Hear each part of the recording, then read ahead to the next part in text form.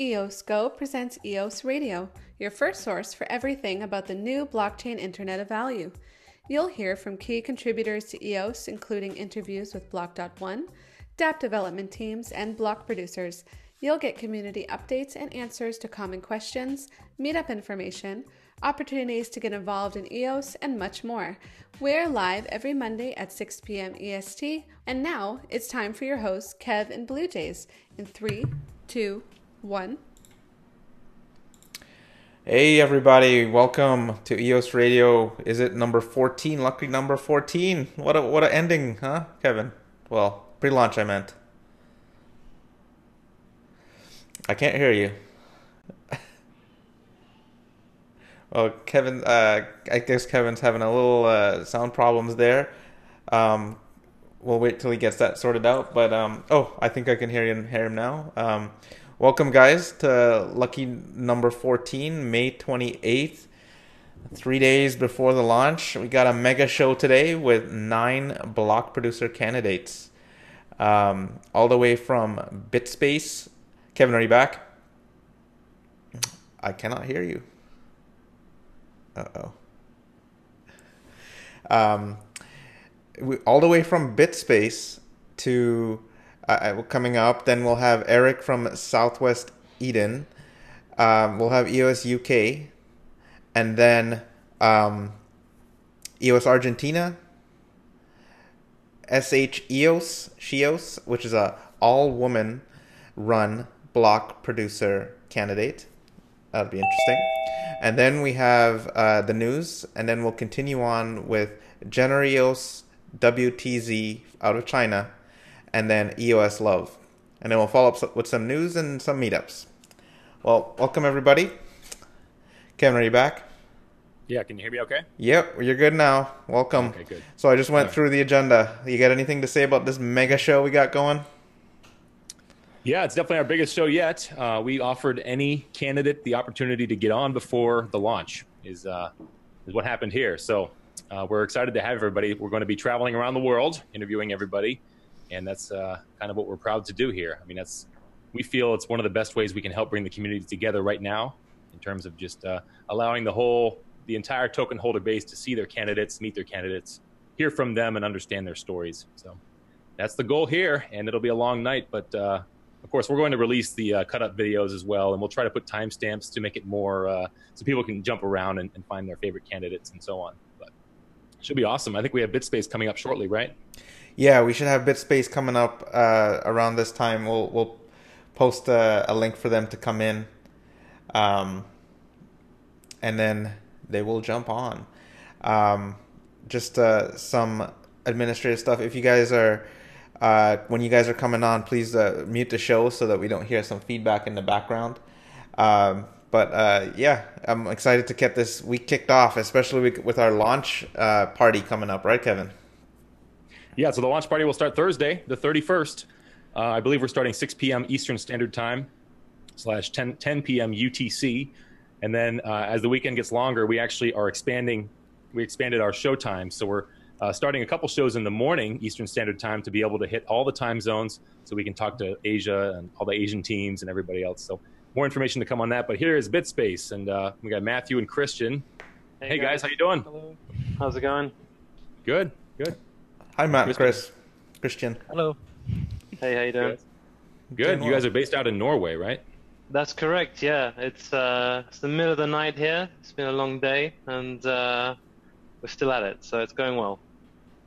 Sounds like a lot of folks in EOS right now. Nobody's sleeping much, I don't think. But, no. Thank you guys for coming on so late. Really appreciate it. Thank you for having us. It's great. It's really good to be here. Yeah, and we'd love to learn more about BITSPACE. If you give us a little background about you guys and BITSPACE and so on and so forth. Yeah, sure. So I guess I'll start. Like I was in the community for a long time.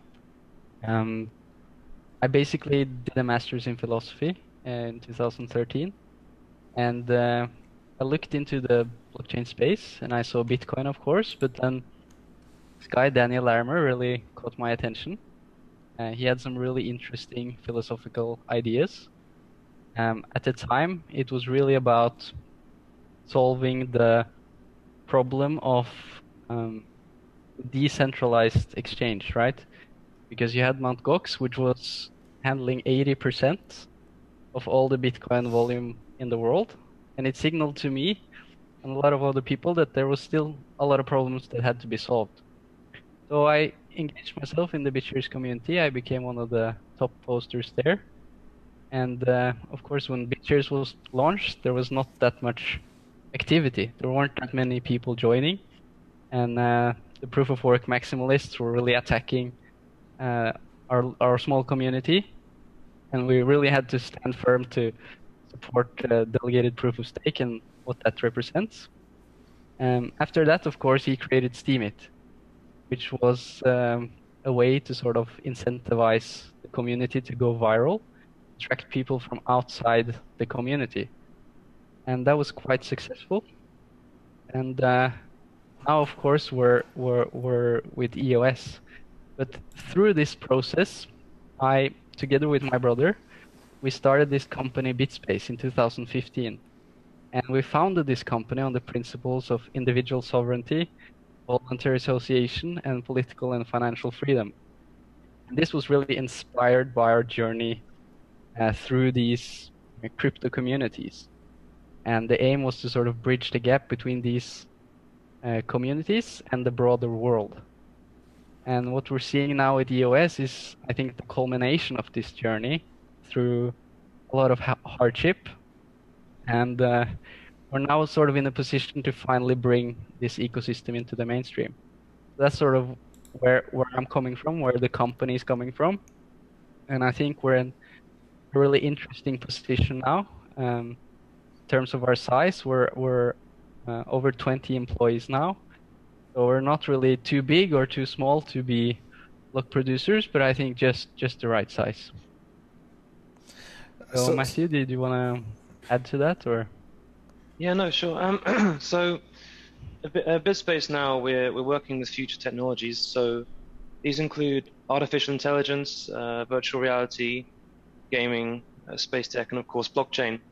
So by using the blockchain, we can incorporate multiple mechanisms to increase the mainstream adoption of these future technologies. And EOS has now presented us with a viable solution to do this, and to allow mainstream adoption and to accelerate this exponential growth, right? So that's why we've been putting ourselves forward as a block producer candidate. So that kind of gives you some idea of where we're at.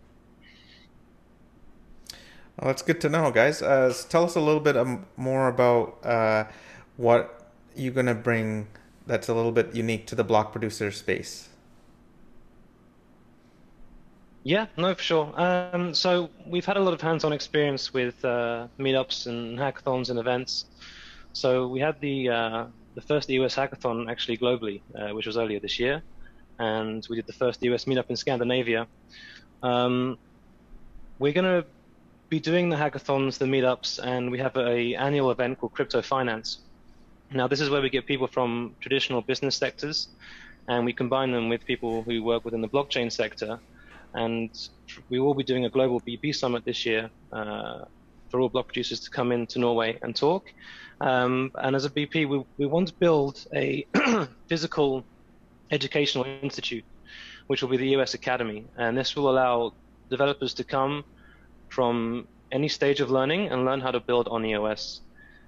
We want to fly in developers from around the world to teach there, and it will allow them to come together and collaborate. And this, of course, will go forward into creating new dApps and getting more developers onto the EOS platform. That's more the community engagement side. And with technical development and governance, we currently at the moment, we're quite involved with governance through one of the guys in our team called Wajid, Crypto Sufi. He's doing a great job at the moment. And you know, from a technical standpoint, we are putting out a security report later this week as well. And we're just analyzing all the infrastructures that everyone's done, and we're kind of putting together sort of a resistant infrastructure that we think is good for everyone. And yeah, so we're hitting it from all angles. We have Green Mountain, which some people have been hearing about, which is an ex-NATO facility that is EMP and nuclear proof. So we're mixing local hardware with cloud services and utilizing this facility here in Norway. being in Norway puts us in kind of a unique position because the business in Norway relies on transparency and a lot on trust. So it matches a lot of the values, and it's nice to approach it from this standpoint. Outside of that, I think we want to encourage people outside of our echo chambers, right, and outside of our areas to know about EOS. So from a marketing standpoint, we want to be able to communicate with people who don't know anything about blockchain, right? But they know that this technology can empower them, and this can allow them to be part of the future. And we've been consciously doing that with universities, talking to students, talking to people on the street, that we need them to be involved in what we're doing in order for EOS to spread the way we want it to spread, and bring a decentralized future to everyone. So there's multiple messages there, but the general gist is mainstream adoption of EOS, and of course development from that. I guess you guys are in a good position because you saw how the adoption of BTS did not take shape as that was expected to. So you sort of know what needs to be done. Yeah, there's a lot of different aspects there. Just seeing the whole evolution up close, I think gives us a lot of experience. I think just witnessing the fact that this guy Daniel Lemmer, of course, just had some ideas, right? And then even before the BitShares chain was launched, he had laid out much of what was to happen since 2013 up until this point. And we also saw some struggles in BitShares between like the governance system, right? Different power structures and all that stuff. And the same with Steemit. So there's a lot of lessons that had to be learned. Another point that was really interesting to learn was the downtrend from 2014. There was a really long downtrend in BitShares, and many people don't realize this. This can happen again. Like there can be there's large cycles in the price, and you have to be really committed to the philosophy and to the technology to be able to sustain in tough times. And yeah, I think these lessons are what made EOS so big, because people realized that Daniel Lermer has created these two chains before, and people sort of understand that this gives a lot of value going forward with EOS. I find that very encouraging, seeing a team like yours, where you guys have stuck through it all the way through, and you've seen what Dan can do, and then you believe, obviously, in his full vision. And I find it interesting that you actually contracted with Green Mountain, and it's a physical facility that is an emphasis on security, physical security. Do you foresee that being an issue in the future? Something I've kind of wondered about. It's an off-topic question in some ways, but I find it interesting. No, I think it's kind of on topic in many ways, because we want decentralization, right? And we don't know what barriers we're going to face and what challenges are going to come in the future. So for us, this is a long-term goal, and we have to have options that don't rely on centralized services as well. So that was the reason for it, and I think it's the more we can distribute it and distribute the load and spread the risk, the better. So that was the reason for choosing hardware as well as and having a hybrid solution as well as using just the cloud services. I also want to add that the Green Mountain solution is carbon neutral. It's from renewable energy. It's sort of an off-grid solution. Even the cooling system is renewable. So it brings another layer of independence. But I think even more importantly, from a sort of perception perspective, there has been a lot of complaint with Bitcoin and these other currencies from the mainstream. If you do a poll and ask what's the main problems with cryptocurrencies, what's damaging the perception of these cryptocurrencies, a lot of people, perhaps the majority, will say that the electricity usage is one of the main concerns. So with delegated proof of stake, of course, we eliminate a lot of this concerns, but it also takes us to the point where we just need to take another small step to be completely renewable. And I think that would send a really strong message to the mainstream, and it would probably increase adoption of EOS tremendously. That's great to hear from you guys, especially with. So, and if we go back a little bit again to BitShares, we don't see a lot of candidates who've been sticking with it since the early days of Dan. What do you foresee being different this time around in terms of what do you see for dApps being very successful? What kind of stuff are you guys hoping to see or hoping to build rather? Yeah, what do you guys see? I think we're seeing a lot more experimentation. We'll see a lot more experimentation. With Steemit there was a lot of experimentation, but with BitShares it was more a matter of people singling out the blockchain for a specific business purpose. But due to the simplicity of developing on EOS, or at least it will become simpler after a while, I think we'll see a lot more experimentation. So that's pretty much the main thing. We have seen this with Ethereum. This is why Ethereum gained a network effect compared to BitShares, Steemit, and many other chains. But it didn't really scale, and the opportunity is there now to really do mainstream applications that are indistinguishable from the centralized alternatives. And now we're going from early adopters to sort of the early majority phase.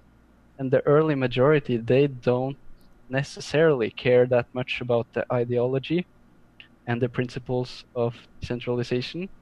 That may be a factor in their choice, but they definitely won't use services that are less usable than an alternative. I think that's a major factor.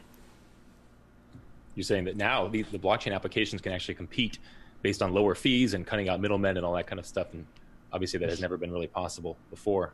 Yeah. Is there one in particular you guys hoping to build? Can you talk about your community projects a little bit? Yeah, so we have some joint ventures that we've been having in the works, and all of these will benefit, and we will try out EOS on these projects. Through the academy, we will have, we said, the development of decentralized applications. So as soon as launch gets going, then we'll make some announcements regarding that development in a few months. So we do have other things going in the company that are aimed towards EOS, and there will be plenty more in the future. I think right now there's such a giant surge in the community, and the amount of sort of collaboration, and as Christian rightly said, experimentation will lead to some really interesting things. And I think it just takes one of these dApps to just kind of break the mold and soar, and then there'll be many.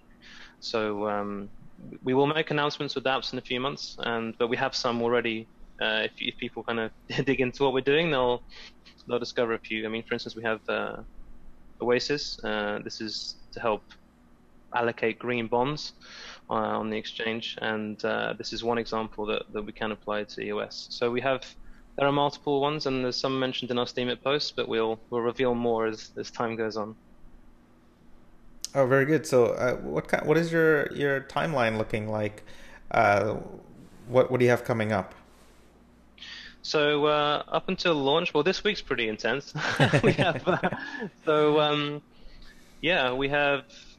We're releasing this security report that I mentioned for the BPs in the community, and that should come out Wednesday or Thursday. We also have a report governance, and then we have our first EOS Academy workshop in Ukraine on Thursday. So we'll be bringing in developers in association with a company called Startup Soft there, and educating them on EOS, and we'll kickstart the whole academy. We'll be announcing the Global BP Summit and inviting people to that towards the end of the year, and then we'll be setting up the office so it can gear up for a long day, night, week, however long it takes, and dealing with the launch. And then post-launch, we'll start to really dig into how we're going to build the EOS Academy. Right, we've already started scouting locations for it, and make sure we get more coverage around that, and then start organizing hackathons and events that we can actually put into a schedule. So right now we have to be able to pivot, right? All the BPs have to be able to move with the flow of how things evolve. So we put out a roadmap which outlines some rough guesstimates of kind of where we think we can be post-launch. But then after that, we're going to be putting out updates a lot more frequently for, reporting, governance, and finance and what's going on. Oh, very good. So what are your sort of predictions for the launch? What do you think is going to happen here? Just quickly. I think we're going to be presented with challenges, but we're all on the same path, right? We're all fighting for the same goal. And we've seen what's happened previously in the blockchain space with other chains, and we know what to avoid.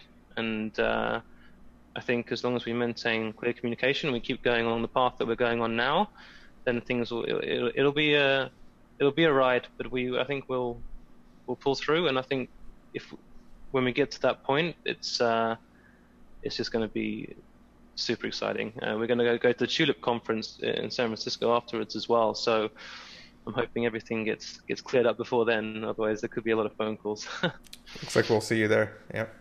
I think we'll see everybody at Tulip conference. It sounds like. I think so. I haven't heard of anyone who's not going at this point. Wow. Just curious, what city or which metro area out of Norway are you close to? Well, we're based in Oslo now. Oslo, okay. Yeah. So, and we do travel to the north a bit as well. So we had a hackathon with NTNU, which is a tech university in Norway.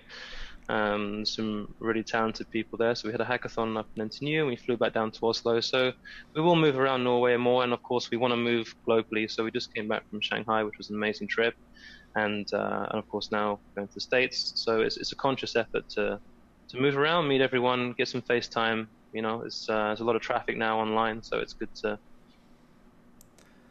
meet people face to face. Yeah.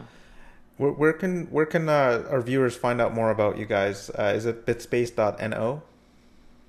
It's bitspace.no. We have our Telegram channel as well. We're on Steemit, and we have a YouTube channel, and of course we have the Asian channels as well. So we're on Bihu, we're on WeChat, Youku as well. So I would say tune into the Telegram. It's we're very active and responsive on there, and then you can find all the other channels through the Telegram as well. Okay, awesome. It was amazing having you guys on. I love having Kevin and I love having international people from all over, and it's just one of the great things about this show. So thank you so much for coming on. Thank you so much for having us on, guys. It's been a pleasure. Thank you. Yeah, great to meet you guys. Thanks a lot. Have a good night too. Thank you for staying up. Thank you. You too, no worries. Thank you. Thanks. Yeah, I love seeing those teams that have been around for a long time, in the space, and they just stick with it. They saw Dan's vision early on, and of course, as we've talked about before, Dan's vision did not succeed immediately, and now finally looks like it's getting there. So, good stuff, Yeah, and it's like I can remember something I was saying back in the first show, all the way back 14 shows ago. It takes that iteration, iterate in software to get better. And this is the third iteration, I believe. So it's got a lot of learning behind it and a lot of lessons learned. What was that book you referenced? The old software engineering book that you used to study? Yeah, in college, the Mythical Man Month. It's about software engineering. There was There's Eric and Vahid from Southwest of Eden. Vahid, give us a signal if you're okay. I'm okay. Yeah. All right, Eric hasn't captured you into the attic, huh? Well, he is sitting here, Donald Duck. So I'm not sure what I think about that. Not wearing any pants. Yeah, I remember that from the last interview too. It sounds like a theme for you guys. Yeah. Yeah, I'm actually wearing shorts, so that's fine. Yeah. Congratulations. Thanks. Great. I also heard that you guys might bring a moose on the show, the security moose that guards the servers there. We had plans to do that, but unfortunately I've been pulled into too many meetings lately, so I hadn't had time to set anything up. So very sorry about that. Meetings, they ruin everything. Yeah, I know. We'll have to pull that on the parties that coming in the moose coming. party? Yeah, exactly. Let's turn all of the launch parties into moose parties. Okay, that sounds good. We'll look for it then. Yeah. And we've seen you guys before on the show, but let's get a little more background from you guys. So you've changed the name now to Southwest of Eden, right? Yeah. Can you guys talk a little bit more about the background, your backgrounds, and also the block producer candidate as well? Yeah, so we felt that our previous name was EOS Sweden, and sure, it says where we're from, but it doesn't really say what we want to do. I mean, we have people already that are not based in Sweden working with us. Sorry, we're just gonna turn that sound off so we don't have any. Nobody here recognizes that sound. Yeah, it's it's this app called Telegram. I'm sure you'll hear about it. It's quite popular in Sweden. Yeah. Yeah. Oh, really? Okay. So yeah, I guess Southwest Eden represents this new world, upside down world of blockchain, where we want to create this new pristine place where we can play, be creative, and have fun, basically. So we thought that represents us more than just EOS Sweden. So if you turn the map upside down, you have Sweden. Yeah, exactly. Nice. And the new logo. Oh, go ahead there, Bluejays. Oh, I was just gonna say, obviously, Eric, we've I think Kevin and I personally have known you since December, and you've been around, I think, since the first days of the testnet. How do you foresee, with all of the stuff that's going on this week, how are things evolving? It's very interesting. I mean, it's hard to say how we are evolving. We are moving towards launch. It's fantastic. Finally, we've all been waiting for months, and we've been working hard for quite a bit of time now. So there's still so much to do, and it's crazy, but it's very, very fun at the same time. Yeah. So we have basically, we were the second block producer candidate to announce publicly, I think, after EOS New York, yeah. But maybe the very first one that I remember that we all kind of knew. Like, I think he's going to run for block producer. It's pretty obvious. The way he's talking. Pretty obvious back then. Yeah. And now we're actually here to finally announce on video that we're doing it. So. Oh, you guys are running for block producer? Really? Yeah. Oh, all right. Congratulations.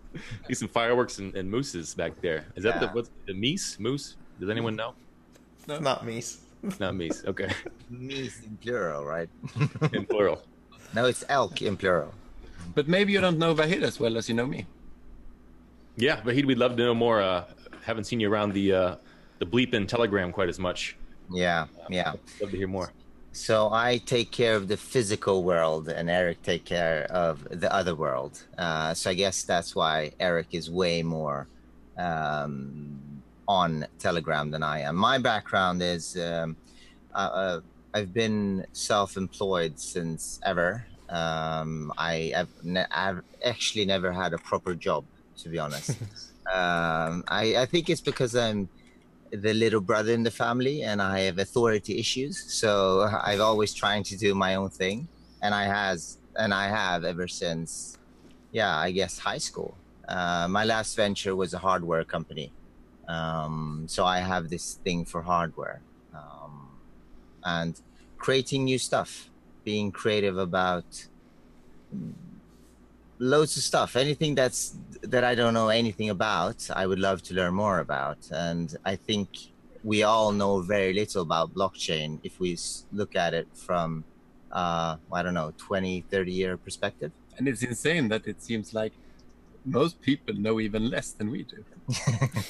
So that's crazy. Yeah. Yeah. Well, that's one of the fun things about blockchain. Like, we're all amateurs here trying to figure this out. So it's pretty open space right now, certainly. Guys, so Southwest, how do I say it? Southwest Eden? If you want to. Okay. What are you guys going to bring to the community? Should I go? Yeah. A lot of moose. That's our top priority. Now we have been spending quite a bit of time lately trying to do everything in our power to try to make sure that the launch will be as successful as possible. So we've been working quite a bit on trying to find ways to educate both ourselves and other BP candidates. So a lot of time has gone towards discussions, and I see us continue on that path even after launch, because there's a lot of things we need to learn together as we move forward. And also we're of course going to build a lot of dApps on EOS. That's basically why we're here. So there, when we started to actually understand what this is all about, we can't really look in any direction without seeing a lot of things that needs to be done. So one of the projects I thought that I would build it when we started the EOS portal. So it's basically a voting portal. So I thought I would build it, but I also wanted it to become a community project. And looking back at it, I haven't had the time to build or spend the time that we wanted to spend on it. So basically it's been a community project, and now it's more or less the community actually doing all of the work, which is fantastic. Yeah, I actually saw a preview of it from Katie Roman's post. What's the experience going to be like on there? So a token holder is going to come on. They will have a listing of block producer candidates, and they'll be able to stake their tokens. All tokens will be staked from early on, but yeah, they will be able to vote. Yes, yeah. And in the future, we hope to extend it and also allow voting for other things, basically like worker proposals and those kind of things as well. So So it can be expanded to accommodate worker proposals as well. We hope so, but apparently it's impossible to find the time to do anything. Right. Yeah. So we hope to be able to, but yeah. But then again, we are also looking at, as soon as we are elected, if we become elected, we of course are going to have to expand. So we've been talking to some developers that we're going to pull in to actually get some real work done, even if I cannot seem to fit everything I want to do into my hours. Right. We're almost up until that time. 3 days left. So there we go. It's crazy, and there's so much to do still. I mean, I think we set earlier today. I think we basically set most of our infrastructure the way we want it, and that changes every day still. Yeah. So yeah, very interesting times ahead. Kevin and I were talking earlier, and we were asking each other, what percentage do you think? What's the probability that you think there'll be multiple chains? And I personally said that I think it's a little too early, maybe 2 more days, maybe a day and a half to see, because that's a lot of time, right, to get these last minute issues worked out. What do you think?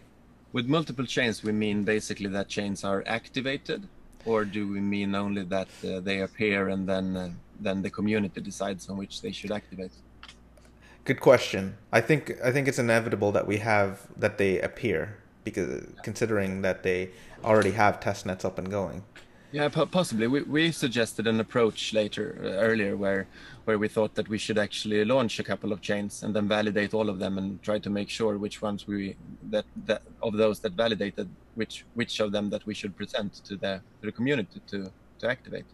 So that was one of our approach, but since then a lot of things has changed as well. So I don't think there will be multiple chains. I really hope that we will come to agreement and that we will be able to stay together. I mean, we were like 80 BPs coming out just a few days ago that our intention are to create a single chain. And we were in China just a week ago. Yeah, a week ago. A week ago. And that was a very, very enlightening experience as well. I was never really scared of the Chinese whales, as a lot of people has been here in the West, but just being there and talking to them and actually getting in contact with them and discussing things, we have more in common with them than we can ever imagine. The big problem that we have had in these issues that has appeared in the community has mostly been due to language barriers, I would say. Mm-hmm. Definitely. So I think we have most of the community around the same issue. We want one chain, and then we hope we can actually manage to make that happen. Absolutely, that's great to hear. I mean, it is true that we all got into EOS probably for the same reasons, right? I mean, we just would love to see decentralized apps that can come out and change the world in a lot of ways. So it's going to be fantastic. Yeah. It's going to be fantastic. I know. It is. I think way back in December when we started those EOS Go forums, I think you were the first person ever to post on there. Yes, I was the first follower. First follower, yeah, right after me. I was posting to myself for a little bit there, and then you came out. Thank you, Eric. Appreciate that. So, not lonely anymore. Yeah. And you guys were the first one acknowledging the first ever community testnet as well, right? The first comment was from EOS Go on the community testnet. It was cool. Yeah, cool. Sure, I guess so. Cool. I don't remember that, but sounds good. Yeah. But it was basically 2 people, so I guess it makes sense. Yeah. And what about your guys' servers? So I think you have hardware servers. Is that right? Yeah. You've been setting those up? Yeah, we will try to only do it by bare metal servers. So we have a different approach than most of the other guys. We're trying to decentralize the operation from the beginning. So we are going to put our servers in different locations all over Sweden and try to make sure that instead of paying data centers for maintaining those servers, we are going to try to keep the funds within the community. That's part of our solution there. So I actually, I just moved, as you can see. So, and when I say that's a little bit of an exaggeration because it wasn't Christmas, I think. And then EOS came into my life, and I haven't had time to do anything else. So we moved and we built the house, and then we called the ISPs and asked them for fiber line, and they said okay. And then I called them once again and asked for another one, and they said okay. And then I called them once again and asked for another one. So I'm actually going to have 3 fiber lines in my home here. So we have a pretty good chance of using what we have been calling in the community for hidden producers, which is basically a producer that we can put on an unknown line, and then we use a VPN to connect to the other block producers, which basically is a pretty good DDoS protection, we hope, until our IP is found. So we have a lot of those solutions instead of going to the big data centers and going with protection under those. Oh, very interesting. That's a great setup you got there. Very, very.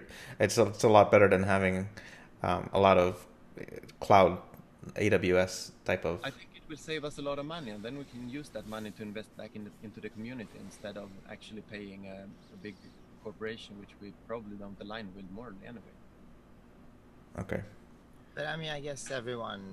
The point is that we can all do it in different ways. And the more ways we do it, the better it is. Yeah, exactly. Yeah. So, can you guys talk a little bit more about the security, just in terms of securing the network and securing the launch? I know it's kind of a potentially hot topic right now, but we have a lot of folks who are asking about it, wondering about it. Yeah, I don't really know where to start, but it's one thing that has become more and more apparent lately is that it is way more important which ABPs, appointed block producers, that actually will run the chain. We have no idea how long it will take until the chain has been activated. So, and until the chain has been activated, we cannot change the producer schedule. So the ABPs will have to stick around until the chain has been activated. So that could be months or days or hours. We don't know. So you're saying, sorry to cut you off, but you're saying that those BPs have to have their security stuff in order. Yes, and be serious, basically. I mean, I believe that we all have to work together. So I have always, ever since the beginning, I've seen all of this more as a cooperation than a competition. And I haven't had this much fun since we started the superhero testnet. That was basically the most fun in tech I've had since I can remember. And now with the Ghostbusters, we're back into the fun. Just trying to look at how to set things up securely and all of these kind of things. It's so fun. Yeah. So I'm the guy in our operation that takes care of all the fun stuff, and he does all the boring stuff. Okay. I'm the guy to do all the fun stuff, to be honest. That sounds like good teamwork to me. Yeah, exactly. Maybe you want to elaborate what the Ghostbusters is for viewers checking in. Don't they know already? I don't know. It's basically a collective where we try to investigate on how to set up and secure the infrastructure. It's a lot of people think that it's actually just a way to launch the blockchain, but it's more like a way to learn how to launch the blockchain. Okay, and that popped up about a month ago, right? Kind of. Yeah, somewhere around there. I never got active in it until recently. So it's the Igor and Jai and people like those who have been really doing the work behind the scenes there, and John, of course, has been an invaluable resource for the community, in my opinion. Nice. Yeah. Okay. And that's Jim, of course. We've seen him Yeah, around. exactly. Yeah. Jim in this chat. Okay. For those who are used to that blip from the Telegram. Yeah, exactly. So yeah, where do you guys see the network going? So after launch, things have settled down. We have our block producers all elected. What do you guys see in terms of dApps you want to, what interests you in terms of blockchain and EOS in general?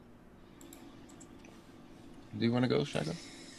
So we don't really think that the network is going to be very, very busy in the beginning. Well, I mean, we'll see what Block One has in mind, and there's some other projects, but it's not like we're going to hit any limits in the first month or so. But we have our thoughts on what kind of dApps we can launch. But right now we're not really focused on that. Right now we're focusing on building the the infrastructure to be able to run the software properly. So like the portal and stuff like that. So we're basically gonna do a must list and then work it through. When we've done our must list, we'll start to looking into the nice to have list. And nice to have lists are the dApps. So yeah. And of course there's always a little bit of problems with priorities. So yeah.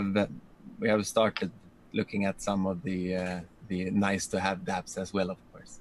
Yeah. So but nothing to announce. We don't have anything interesting to say about it yet. Not yet. I like to under promise and over deliver. Yes, that's the way to do it. Yeah. If you were to look at dApps that would maybe come from someone else, what kind of dApps would you be hopeful for, or do you believe in?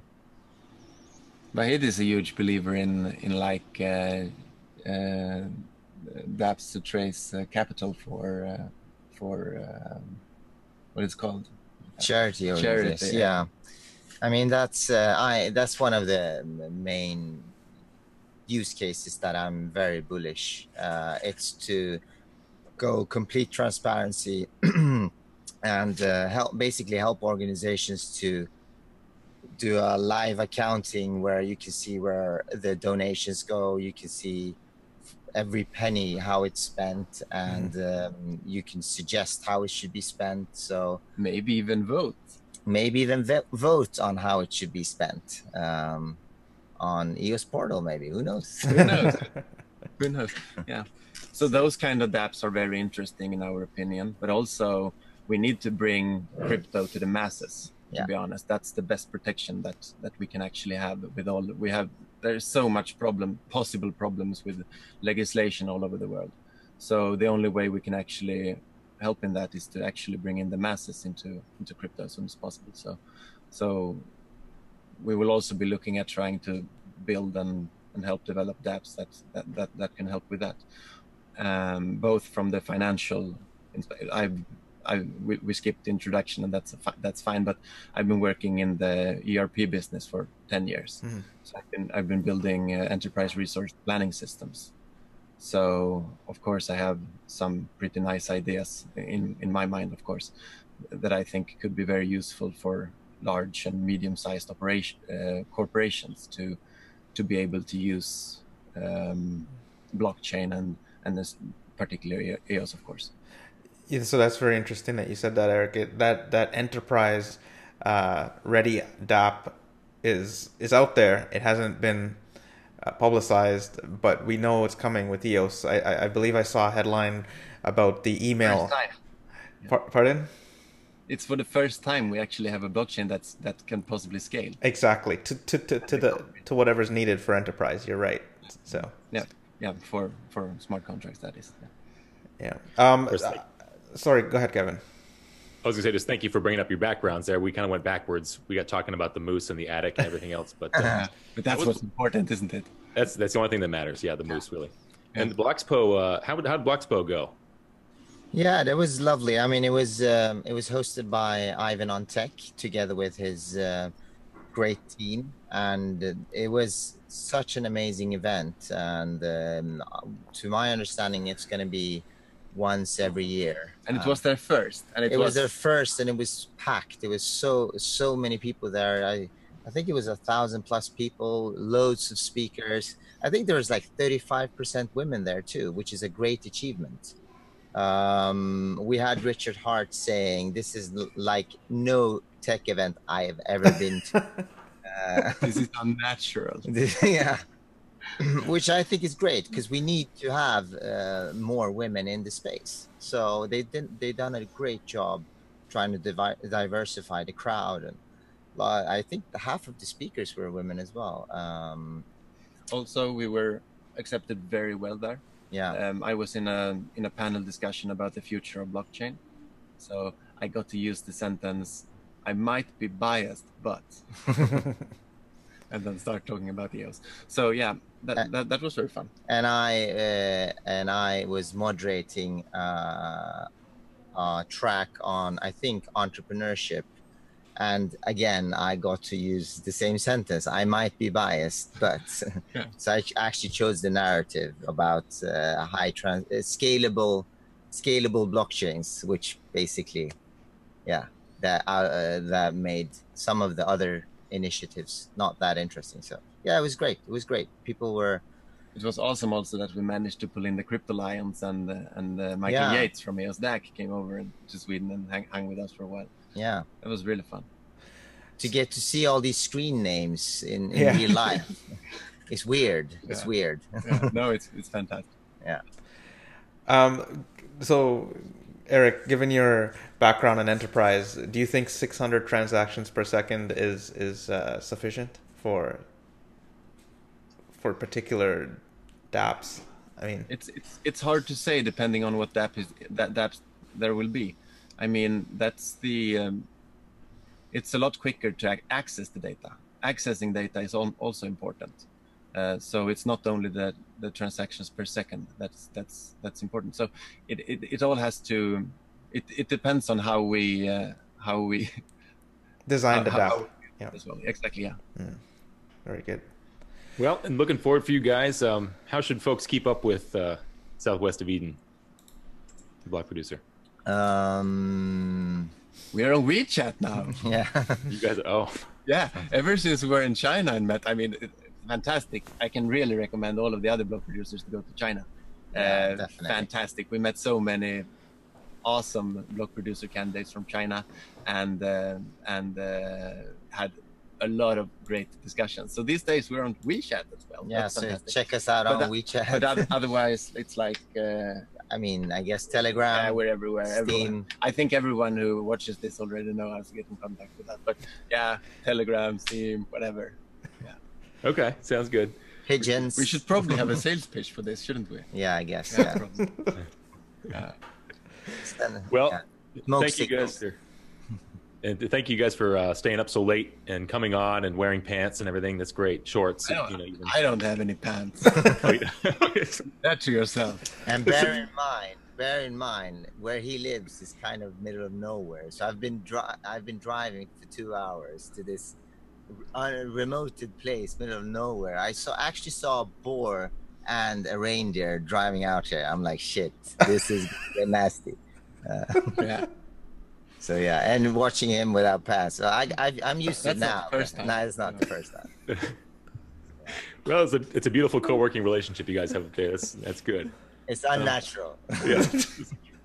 Security level is high. Yeah. If you have pockets, you can put things in your pockets. And now I know he has no pockets. He doesn't hide anything. That's clear. Exactly. Transparency is important. Very transparent. Yeah. So thank you so much for having us. Yeah, thank you so much. That's where we were at, right? Yeah, we got. Thanks, guys. Appreciate it. Thanks, Keep up guys. the good work, guys. Keep up the good work. Bye. Great job. Bye. Bye. Thanks, guys. Wow. I really don't think he has pants. I can't tell. I'm still not quite sure. That's his sense of humor, I think, and that'll be one of those enduring mysteries that we'll never quite know. No pants BP. Yeah. No Pants BP. That's the good name. I mean, that's the name. Transparency. No Pantsy. I was trying to make a good joke there. All right, we got EOS UK coming up. Yes, EOS UK. This is a block producer candidate that we'll be learning a lot, I think. And actually, Michael Yates just said he has no pants. That's Michael Yates sent me a Telegram message to clarify. Thank you. I don't know how you know this. Hey, EOS UK. Hey, guys. Hey, guys. Good to see you guys. Yeah, this is the first time, first time we've met you. You guys both have your EOS UK shirts on, and got to do the job. Yeah. We just sat here cracking up at VAHID and Eric.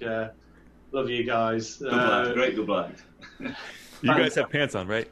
Yeah, man. Yeah, all got pants on. Yeah, don't worry about that. Well, in England we call them trousers. Pants is, like underpants. Okay. One or the other. Yeah, as long as you have something. Yeah, it's all good. Don't worry, we're all fully dressed. We're all fully dressed. Okay, great. We don't need transparency in that way. Yeah, well, so thanks for having us on, guys. It's great because you're rock stars in our world. So, Jim, we're on with Kevin and Bluejays. We've got a plant everything. They've got a nice. Wow. They've got a plant. Everybody's got the memo now. I love it. Yeah. And not only do they have a plant, it's always a much bigger and better plant than we have. And I don't have one anymore because mine died. So. Well, this is our money plant, and it started off this big, and it's just grown and grown and grown. So perhaps we'll have to see if we can find a way to send you a cutting. Yeah. It's beautiful. It doesn't need sunlight or anything. There's no windows. Well, it's the middle of the night here, so curtains are closed, right. But they're there. Okay, I got you. Just computer. Okay. Well, anyway, yeah, I'd love to learn more about you guys.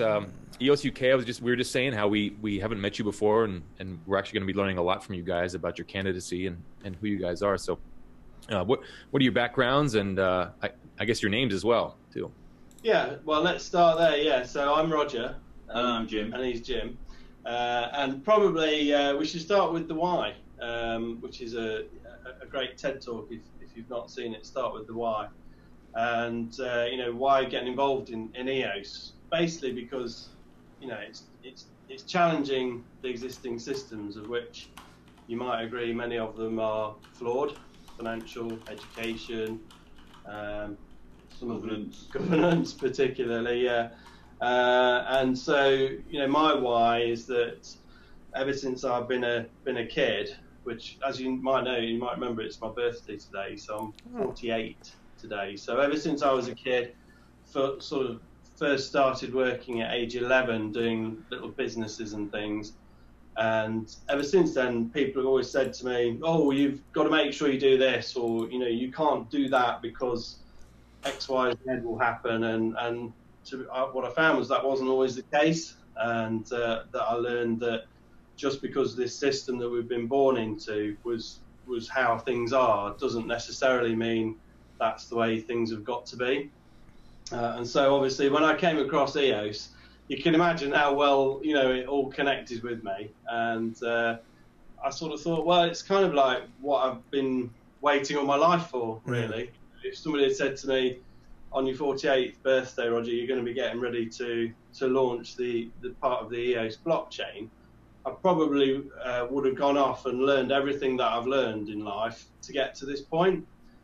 So I kind of feel it actually is what I was invented for. Wow. And to sort of facilitate the change that we need to sustain the next generation. I have children. I have 3 children, 3 stepchildren, and 2 grandchildren. So for me, this is a very important part of why we're doing EOS, is that we can set up things of what comes next. So that's the why, really. Jim has a bit of a why as well, don't you? Oh yeah. I've sort of I spent 20 years in education as a senior leader, working in what we call secondary schools, but sort of ages 11 to 18. I was working in sort of deprived areas in the UK, sort of like bandit country, many of them people might say. And guns and knives. Yeah, guns and knives. And I spent a long time in education, and I've seen a lot of sort of people dissatisfied with what's going on, and I just think the unique economics that the blockchain is going to bring will sort of, I'm hoping that we're going to be able to sort of harness that to make a change for the better. And I think EOS is all about making change for the better. So that's kind of our why, really. You know, driven by the passion.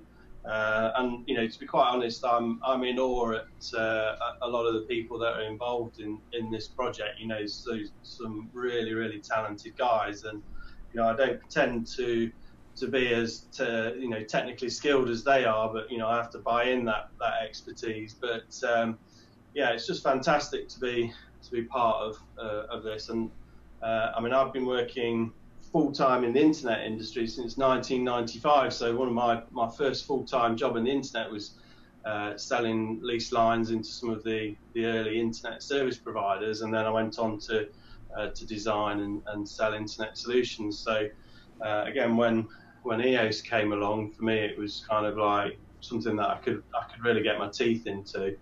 So that's kind of our why.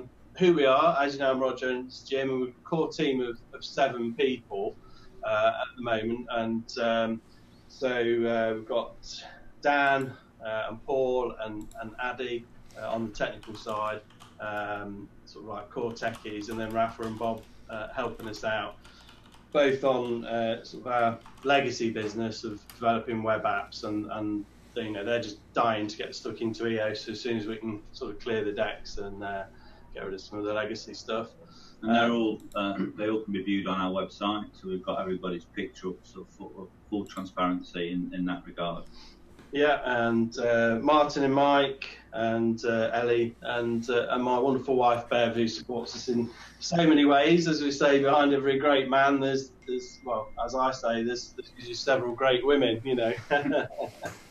Ain't that the truth? I think you may have. I think Bluejays, we need to change our format here, thanks to EOS UK. Yeah. We'll start with the Y from now on. I don't know what we've been doing. Yeah. It's a great TED talk. I can't remember the guy's name. Is it Simon Sinek or somebody? Oh yeah.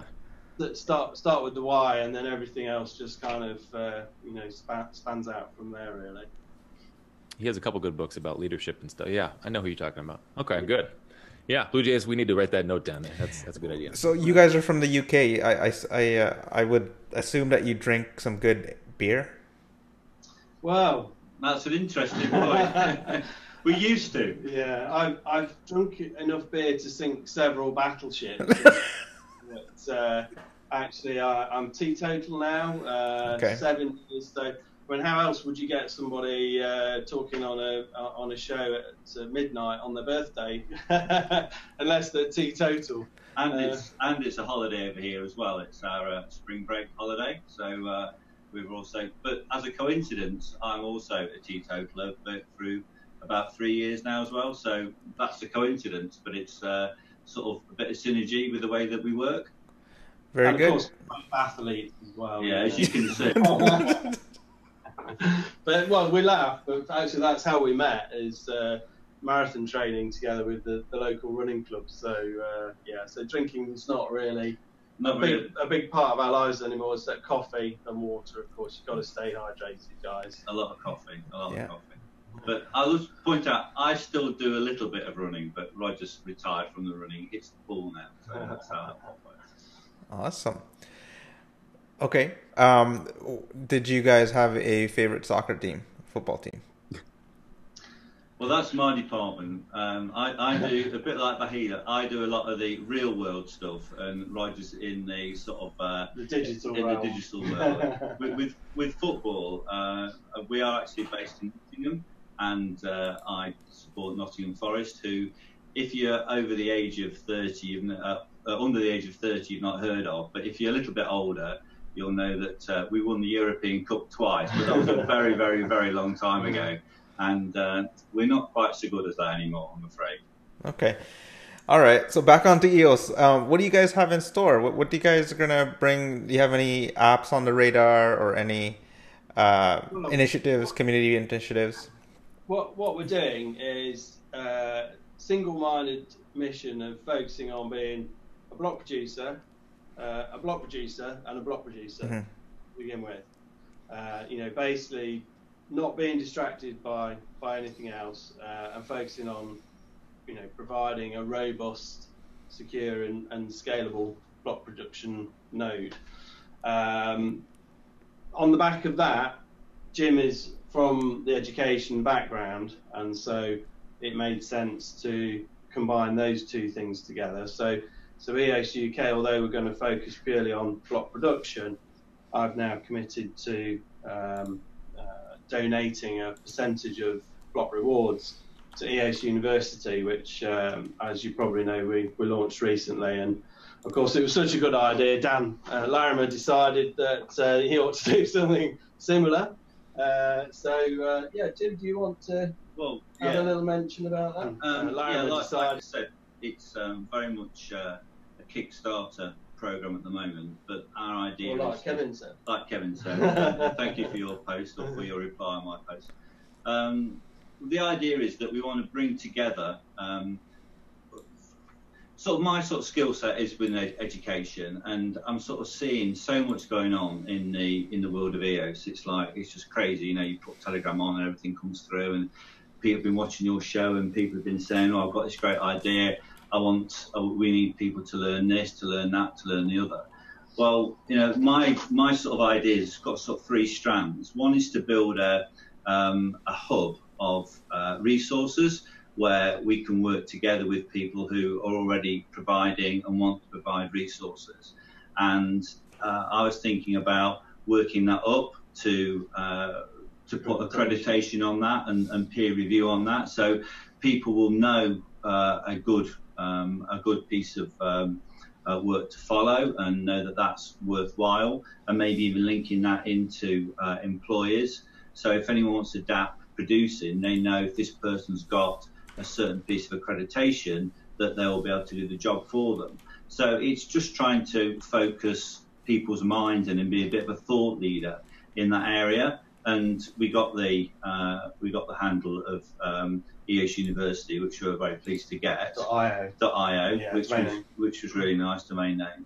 And then because I wanted it not to be a sort of I want to use the word airy-fairy, sort of ephemeral thing. I want to be able to touch this thing. We're going to sort of, starting in the UK, have what I'm calling a boots on the ground approach of creating something called Project Inspire, which will be going out to schools to literally go in and speak to young people and get them to understand what the blockchain is, what EOS is, what EOS can provide, not only encouraging people into computer science, but also into other areas such as the governance area and sort of business area. I mean, we all believe, I think, well, I'm sure we do, that EOS is going to change the way we all live our lives, and we need to have the people educated to help us provide that vibrant blockchain. And then the third strand is to lobby on behalf of EOS at the government level, whatever that is, whether that's national, local or international, to promote the blockchain. Like the guys are saying a couple of presentations before, unless we get it out to the people and the people understand it, then we're actually not going to make this thing work. So they're the sort of strands, and Roger's committed the money, and that was obviously how quickly we can do it is dependent on the situation of being voted in, and also what those revenue streams look like. But the thing is that it is a completely separate organisation from EOS UK. EOS UK will have no input into it whatsoever. I will split off from EOS UK and with my core team run EOS University. So if any other block producers think it's an important community project that they want to get involved in, other people can come on board and support it from the community as well. Wow, that's a great, yeah.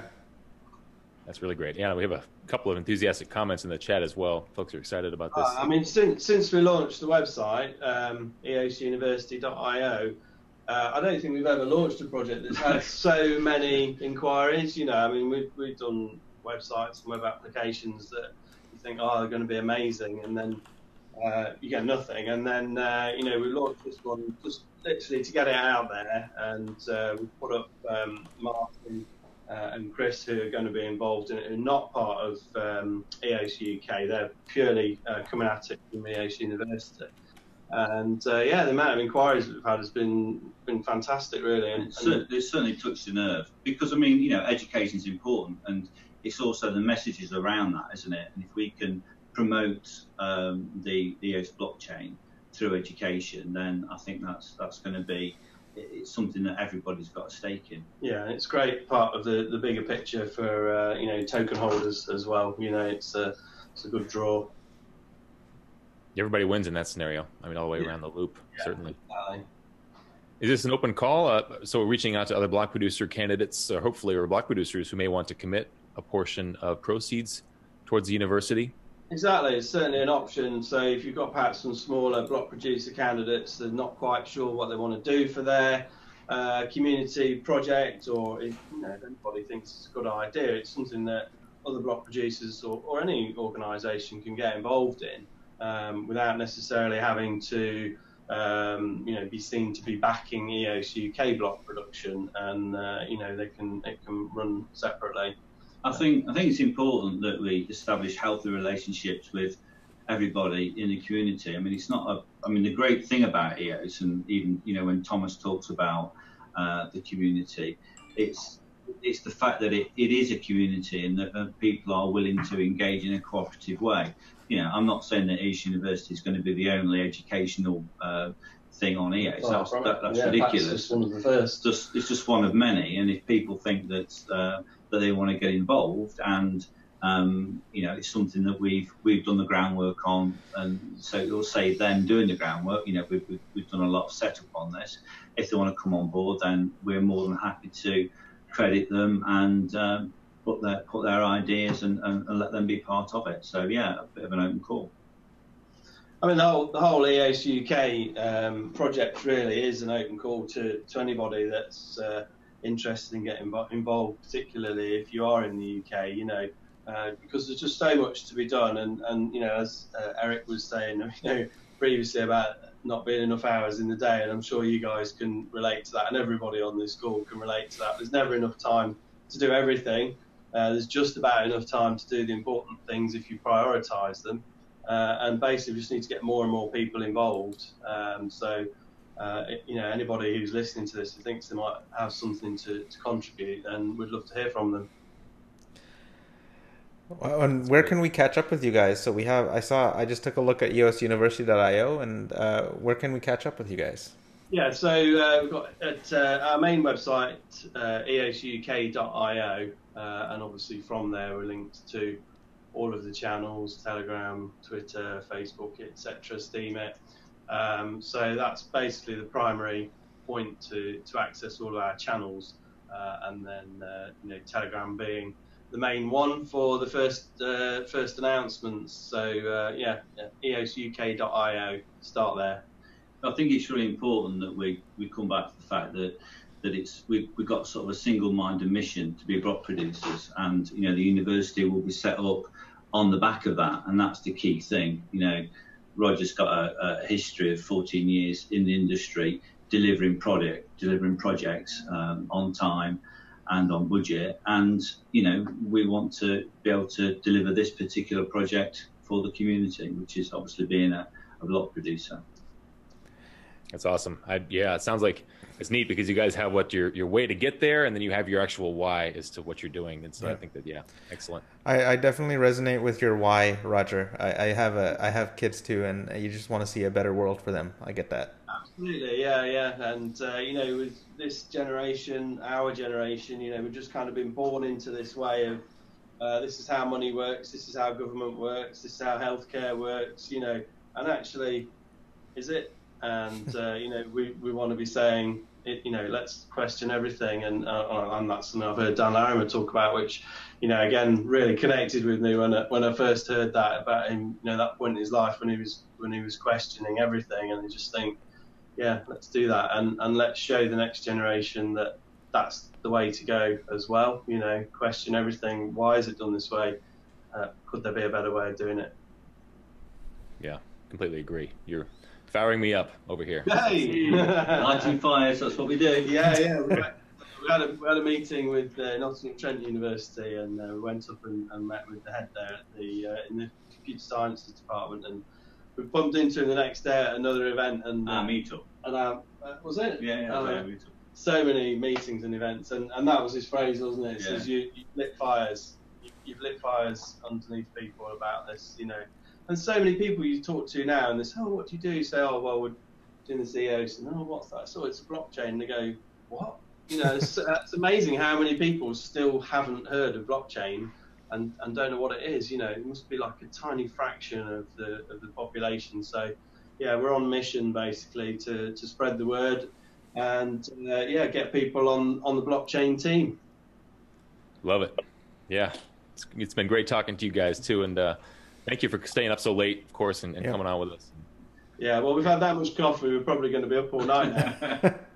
Well done. I think there'll be a few of those nights coming up, probably. Yeah, right. Good practice, for this next week. Here we go. Let's do it. Right, yeah. It's a pleasure having you guys on. Oh, thanks ever such a lot. Well. Yeah, Cheers, it's brilliant to be chatting to you. So brilliant to be on. Thanks a lot.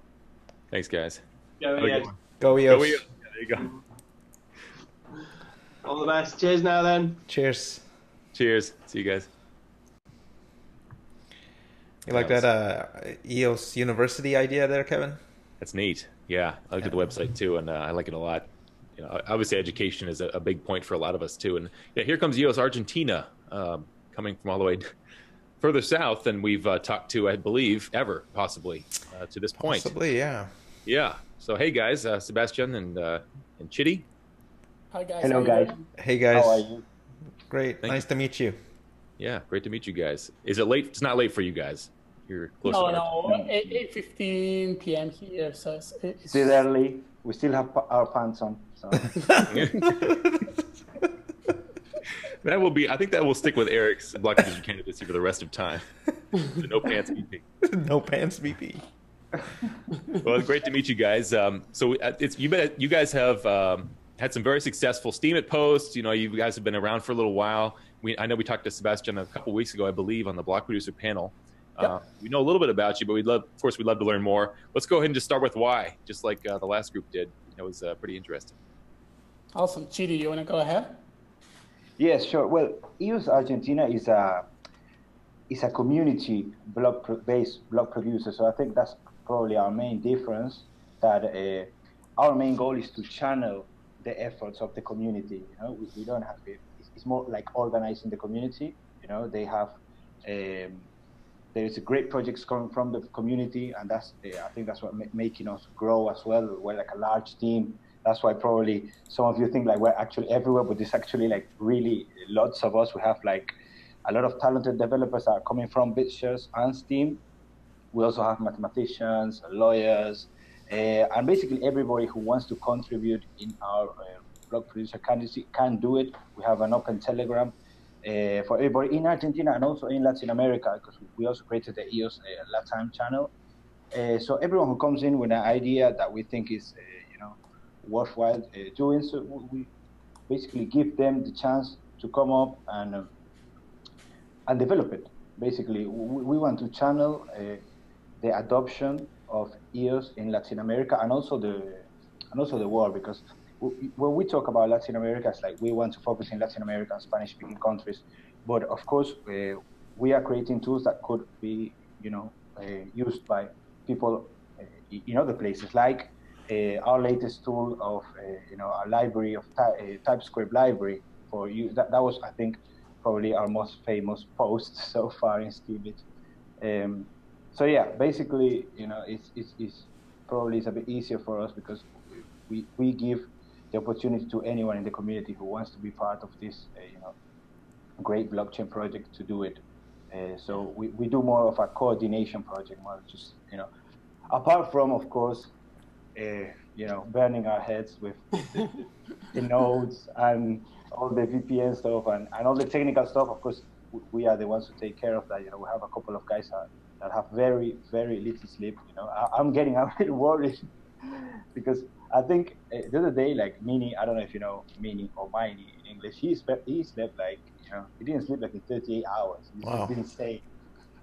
Just coding through.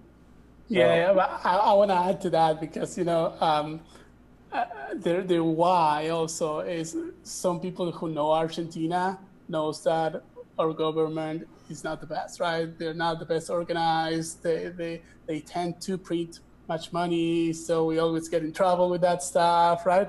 So that's another reason why here in Argentina we like so much about blockchain technology and why we believe that this technology can really revolutionize how Argentinians do everything, right? How they transact, how they sell. I'm sure most people know about the controls we have for sending money overseas. Now things are better than a few years ago, but we grown up with having a economical crisis every couple of years, and this is gonna that happens all the time. That is also why we don't sleep much. yeah. So when you have the question is when you have the why, when you live in a country where so many things are not as efficient as they could be, and the government are not really stepping up to solving these problems, and we believe that this technology is going to help regular people do many things that can help with all these problems that we have here in the country, right? That's great. And I don't know a whole lot. The only thing I know about Argentina is that I'm hoping they'll win the World Cup this year. I love Lionel Messi. So yes. That's the main thing I know. And so I'm not really, I personally don't know much about the issues with the economy and everything else. Can you elaborate just a little more on how you think blockchain can help? Specifically, some use cases you see that would be helpful down there? Yeah, sure. Well, first is having a decentralized autonomous corporation, right? I think that's amazing. That's one of the best use cases here. To open a corporation here is very hard, and there's so much bureaucratic. You guys are in the United States, right? Or Canada, right? United States, yeah. Oh, United States. Okay. Well, over there, things are so easy, right? You just go open a corporation in an hour, right? You go get your bank account in a couple, in a day. You can have everything ready and you can be in business, right? Here, that doesn't happen. So that I think could be a huge thing, a really use case that eventually we hope to see more here, right? Chidi, I don't know if you have to add anything else to that. Yeah, well, I think blockchain in general, use cases for blockchain in Latin American countries and in third world countries is you can find a lot more use to it. At least you can see the impact in real life. I'm actually originally from Venezuela. I left Venezuela in 2013, and the first time I got in contact with Bitcoin was because I needed to send money overseas, which is something pretty simple for people in other countries, but it's really complicated for us because you can't just go to a bank and make an international transfer or do it from home. So I had to always buy Bitcoin, sell Bitcoin or whatever. And then, of course, BitShares came along. We created, we worked in BitShares. We also have even a top 21 BitShares witness in our team. So I'm really happy about that because they have a lot of experience, working on these launches. They were in the launch of BitShares. So, and then Steam came along, and if you look at Steam in the network, the Venezuelan and the Argentinian community is really big because it really makes a difference for them. Whatever they can make, even if it's $10, $15 Steam dollars, it really actually makes a difference for them. So the use cases in Latin America and in third world countries are really they really impact the people and people's everyday life, and that's why when you asked Eric the question about what apps they want to develop, I think it is our priority to focus on transparency dApps, not only for us as a community-based VP, because we need to, of course, manage money and turn that money into pesos to pay for servers or whatever. But also we would invite local authorities and people in our community to, we're going to open source those apps and we're going to invite them to use it. I really hope they do. I'm sure most of them won't, but they're going to be there for use, and we want to create a change in our community and in other like third world countries. It's just, we deal with a lot of corruption and economical crisis or whatever. The Argentinian peso just lost 20% of its value in 2 weeks. So talk about volatility here. It's like we are used to volatility. We live it every day. So cryptocurrency is just like a but it's just down, right? Yeah.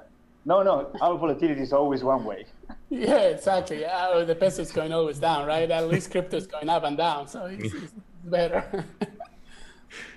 So suddenly the volatility of crypto is not quite so, not a big deal for you guys. That's something. Thank you for clarifying. Yeah. It always compensates when people say, Bitcoin went down 10, 50%, or EOS, our currency went down 20%, so we actually 5% up.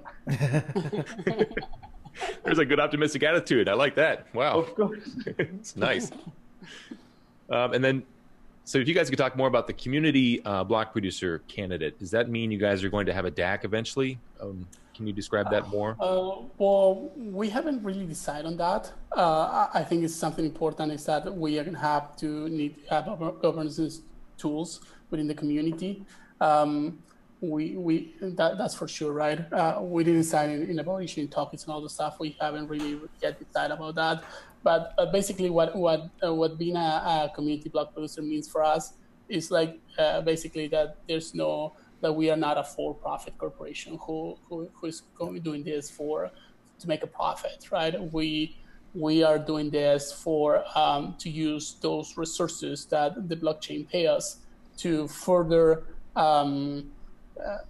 increase the ecosystem here in the region, right? To promote EOS in the region, to do many meetups for developers, to do hackathons, to teach smart contract programming. So Argentina also is a very well-known country within the crypto ecosystem. I don't know if you know, but we have people working from here that are responsible for major projects like Sapo, for example, BitPay. So those are two very, very important companies whose technical team is based here in Argentina. So the technical capabilities that we have here, the talent that we have here is really amazing. And there's still a lot for them to come to EOS. I think it's like, this is kind of like what we are set to do. And that's kind of like why we say that we are a community block producer. And again, all those funds that we receive from the blockchain are going to be towards developing this community and for further the ecosystem here in Argentina and Latin America. Yeah, but mainly being a community block producer is like investing all the profit in the community, in building the community. I like what EOS UK was talking about universities, so I might get into contact with them later. We have a plan to do in our EOS Academy as well for developers. We do have a stand on dividends. We're not going to give out dividends. What we will do instead of giving out dividends that maybe people will speculate on, buying our tokens so they get more money, is reinvesting that money in a way that can actually impact our community. It could be giving free courses to developers. For someone who wants to get started in blockchain programming, it's really difficult in Latin America. Universities don't actually teach these courses, and if they do, they will be private institutions that are really expensive. So we're planning to give those courses for free. We already started doing some live coding sessions, but the idea is to do something more formal with the BP profits that we get. Yeah, we believe also that that's going to impact the price of the token, right? We really believe that money is going to be invested to further the value of the token and the usability of the token. That's great. Yeah, and actually Norbert in the chat pointed out that Bluejays and I are wearing Argentinian colors right now. Yeah. That's nice. We didn't plan that. I don't think. Did you plan that, Bluejays? I did not, but I forgot the World Cup was this year. I mean, I've just been so busy with EOS, but you know. Well, it's funny because here most people is more interested in the soccer and the World Cup, right? And we are kind of like doing this blockchain thing. Everybody else is watching the soccer, right? Right. So, Of course. I completely missed the Champions League final. You know, I was like, I was building my node. I was in the testnet. Like, you know, we're updating. We have the Aurora testnet, which is a testnet that we actually use it for practicing as well. Kind of like what they were talking about Ghostbusters. We do some stress tests and plugin tests. We do a lot of rebuilds. And then I turned on the TV. It was like Real Madrid won 3-1. I was like, well, you know, I completely missed it. Like normal life has gone until after lunch, I think. Yeah, I agree with you. I thought Liverpool was going to take that one, but yeah, it was a shame. It was a shame. I was rooting for Liverpool as well. Yeah, I think a lot of folks in EOS are actually kind of happy to hear that you're so involved with your node that you missed out on the Champions League. That's some good dedication there. So that's cool. In terms of the launch, of course we should ask about the launch. Everybody's curious about it. I wonder why, right? What do you guys see? What are your thoughts on the launch? well, we believe that everything is going to be hard, but like I said the other time, we believe that eventually we will get the chain going. Something that I think is a big advantage we have is that we have BP for BitShares, right? That we already have a lot of experience running a BP for BitShares for over 4 years. So that's gonna help us a lot in all that experience. Also, Chidi is a witness in Steam. So I guess all that is easier for us because we already been doing it for a long time, right? So I believe that eventually the chain is going to come up, you know, maybe a little bumps over the next couple of days maybe, and it's going to be hard to coordinate so many people, and that's going to be the main challenge as we talked the other day. But I think eventually China is going to be running. We also support the joint statement with other BPs with only support one chain. So the idea is that only one chain is the chain that is going to survive. So that's what I can see. I don't know what you can say, Chidi, about it. I think what's important is to be prepared for whatever happens. Our team has been literally in every channel, practicing every tool available. We are rooting for one chain. We signed that statement. And you know, we've been practicing and we've been helping others as well set up their nodes, and so whatever happens, we're going to be ready.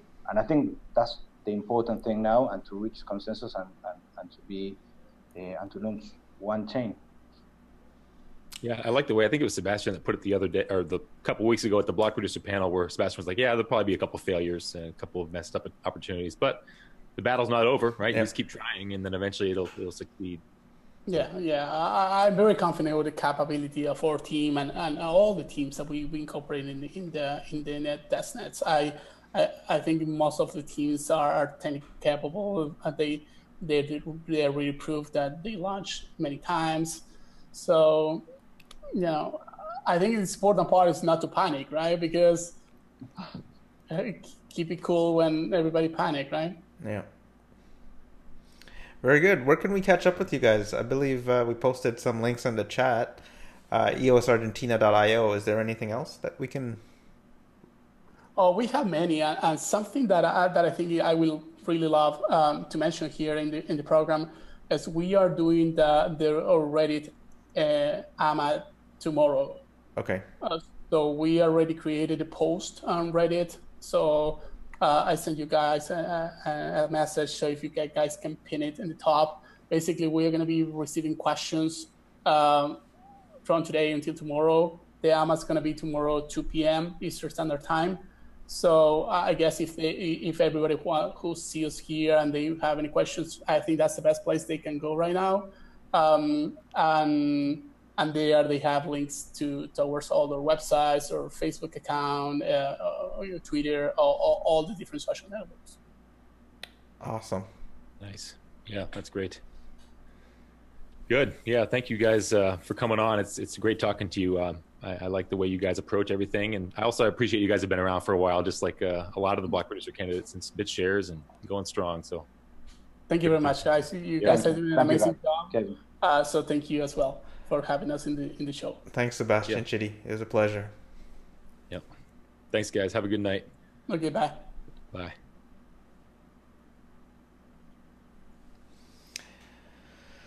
You're a Messi fan, huh?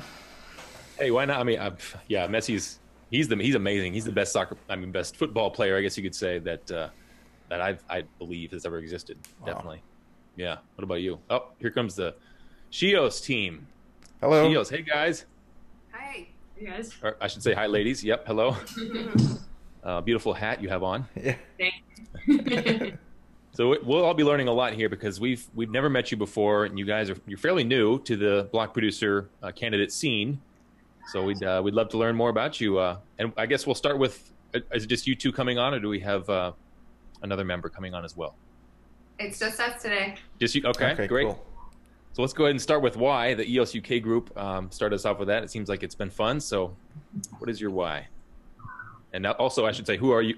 And then what is your why? We are SHEOS. SHEOS is the proudly all-female run block producer candidate, and we are globally distributed, so we consider ourselves decentralized. Our mission is to bring education, learning events to the global blockchain and beyond population, and specifically, we want to encourage more women in blockchain and help balance out the ratio. And on top of that, I would also say that this organization so far has also provided a space for women to actually come together and start working together in the blockchain space. And I know we both have been in the space for quite some time now. And so it's at least been my first experience in the space to actually have a group of women coming together and actually working on something together, which has been really powerful. Can you expand on that a little bit in terms of allowing women or EOS being more empowering for women to come together and work together? Just fixing our camera. Yeah, I mean, I can say based on my experience, this has been an extremely male-dominated industry. I formerly worked at DNA, which some people are familiar with, and I was the only woman at at its max, we were like about 15 people, and I was pretty much the only woman there. And so I think for me, like this group and some other groups that I've created has really allowed me to actually explore working with women in the space and really collaborating with them and seeing kind of what is possible. I don't know if you have anything else to add to that. Yeah, it's interesting. I mean, I've been in technology my whole life, so it's something where I've watched the ecosystem be primarily male-dominated, as most men have a tendency to be engineers before female. I think that's the number one reason is because it's always been developer first. What's been amazing about the blockchain space is it literally touches every single industry. So no matter what you're doing or what you're working on, in some capacity, your business will be affected by blockchain at some point in time. So I think that's a really amazing opportunity to start educating everyone. And that's our biggest goal, is really making it accessible and making it easy to understand. That's been a big mission of mine, is just getting more people to understand why we are doing this and how cryptocurrency, even in general, is just the very top layer of this much more massive and meaningful technology that's going to cause such a movement.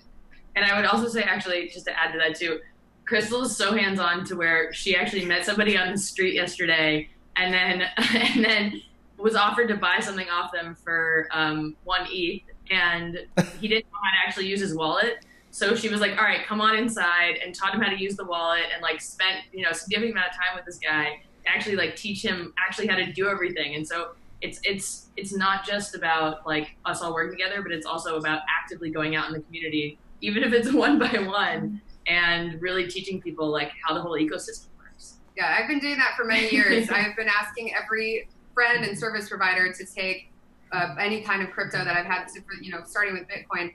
And the pushback was always like, well, this guy said, I said, I'll give you an Ethereum. He goes, okay, so how does that work? Are you going to Venmo it to me?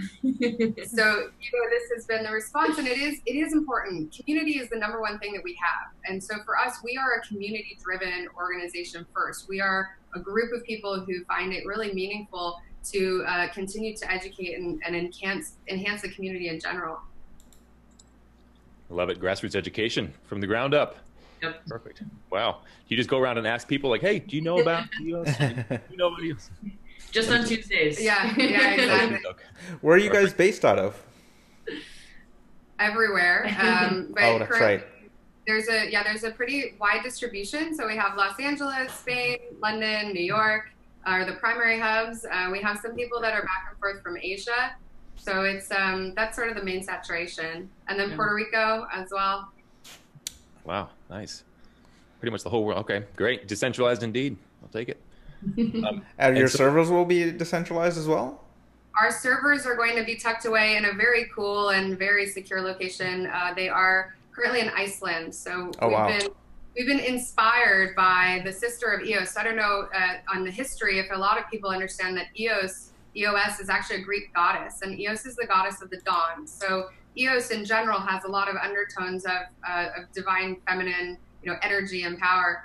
And EOS has a counterpart, which is the Roman goddess named Aurora. So we have taken Aurora Borealis to be a really big part of our sort of design thinking, and we love that our servers are in Iceland, so it works out. That's awesome. Yeah, I recognize that GBK design there, Emily, on your shirt. Yeah, you can go. You can so get that's the decatria inside of the chestahedron. the full SHEOS. Yeah, and the decatria is the exact duplicate of the chestahedron, which is a 7-sided symbol. The chestahedron, this is the original EOS before they changed it to a 2D shape. The decatria is actually a 13-sided symbol, which is sort of an anomaly of math, but together it fits perfectly inside of the chestahedron. So we think of that as being like, SHEOS is the heartbeat of EOS. SHEOS is providing the network to be able to run, and that's a big part of what all block producers are doing. We are, as block producers, the heartbeat of this network. I love it. You're firing me up now. I'm getting fired up again. That's great. What And kind of sorry, go go ahead, ahead, Kevin. Bluejays. Okay, No, what go kind of community projects do you guys have planned? Right now, we already are co-organizers or the main organizer of 3 meetup groups. We plan on doing those around the world, so that the main ones are right now in Los Angeles. My company, so I'm the CEO of a company called Sense. Sense has a blockchain-based product, and we are running the EOS DApp developer meetup group. So we want to keep doing more events like that. For our community benefit projects, the portion of our proceeds from the block production rewards will go directly into education. So we want to sponsor scholarships for women to go to engineering schools. Right now, we're going to focus on this Academy School of Blockchain because they have a blockchain curriculum. We've been talking to other universities about getting the curriculum started. So there's a school that graduates all the computer science graduates in Puerto Rico the university that will be starting a program soon. So any university that's going to start a blockchain curriculum, we will sponsor women to be sent there on scholarship. Yeah. Awesome. Yeah, it actually reminds me, earlier we just talked to EOS UK about the EOS University. They're trying to set up the program, and of course Block One just donated $3 million to the Virginia Tech in Blacksburg, so it sounds like education is, boy, give it a couple of years, huh? Everybody no longer up, you won't have to go to people on the street anymore because they'll all come up to you. Yeah, exactly. Well, it's awesome. We were in Puerto Rico for a couple of events a couple of weeks ago, and immediately following the events, this university student-led group called EduBlock started teaching people how to code smart contracts. So they taught 50 people from age 15 to 50 in a matter of 2 weeks how to code smart contracts. And we have now shown them the EOS technology and said, this is the next step. So, when we have groups like that, I think it's amazing to see how the community just bootstraps and gets involved. Have you, just a little controversial question, have you received a lot of people asking, why SHEOS? Why make it about a gender?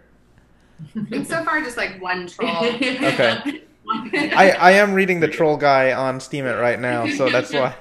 And it was a great response, by the way. I think she diffused him pretty well, actually. Most people are in support. So I've spent a lot of my career getting invited to women in tech or women in the protocol or platform that we were working on here. And we're striving to not be exclusive. So this is not something that is meant to say men are outside of it. It's more of a thing that can help guide women into it and just focusing on something that is needed. So I think it's important for us that we're not really saying, this is something that we never want men to be involved in. It's actually opposite. We really want a lot of men to be advocates for us, and we want men to say that, hey, we really stand up for the women in blockchain. Yeah, and I would say the other thing is, I've, for the last, it must be like 4 or 5 months, I've put together a group called Women in Crypto.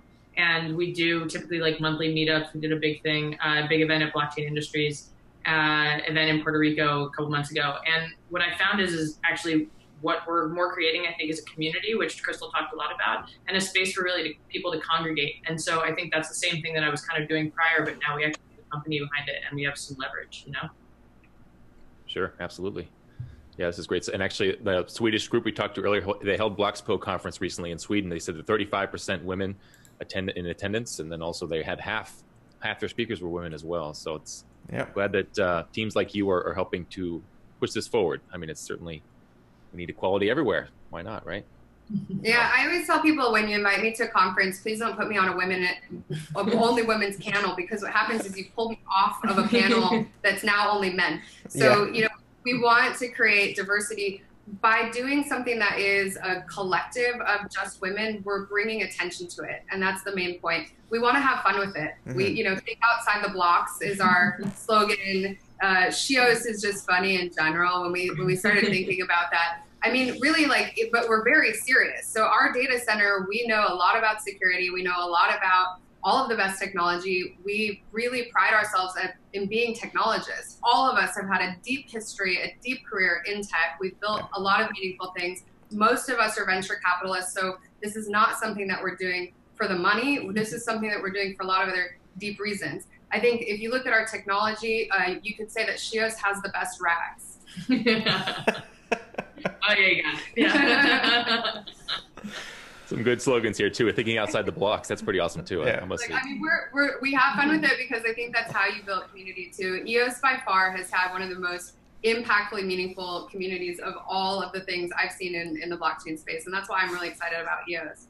And I would even go as far to say, like, we're even looking at the investment side of this as really community driven. So we have a lot of different people that are involved in a lot of different ways. And that own a lot of different equities. So it's not just like a couple of us just sitting up here owning the entire equity of the entire node. Like, we actually have really spread that out and made it a community project. In terms of dApps and software you see on EOS or blockchain in general, what are you guys excited? What are you ladies excited about?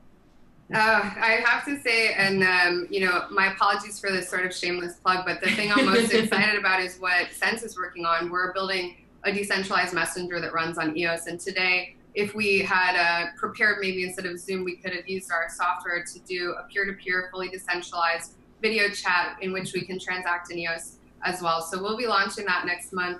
All of the projects that are coming out are exciting for me, even the ones that the hackers are doing in the EOS hackathon.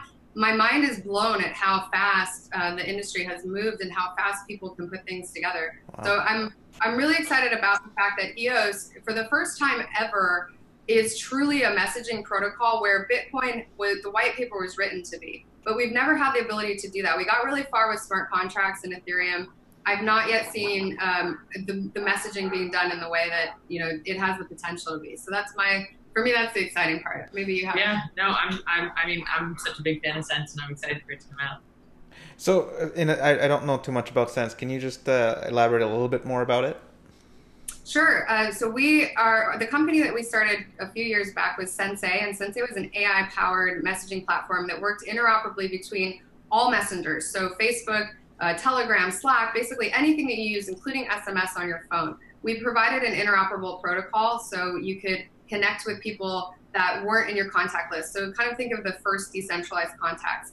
We hit some limitations and eventually learned that the best thing for us to do would be to move on to a decentralized network. So we started Sense with the idea of being able to transact inside of chat and connect in a decentralized way. So we started what we call smart contacts, not smart contracts, but contacts, which are the ability to connect to everybody. And we're now moving fully decentralized. So it's been a bit of a journey because at the end of last year, we did a token sale. We are an ERC20 token. We found the limitations in Ethereum when doing a messaging protocol. So time and speed is really important.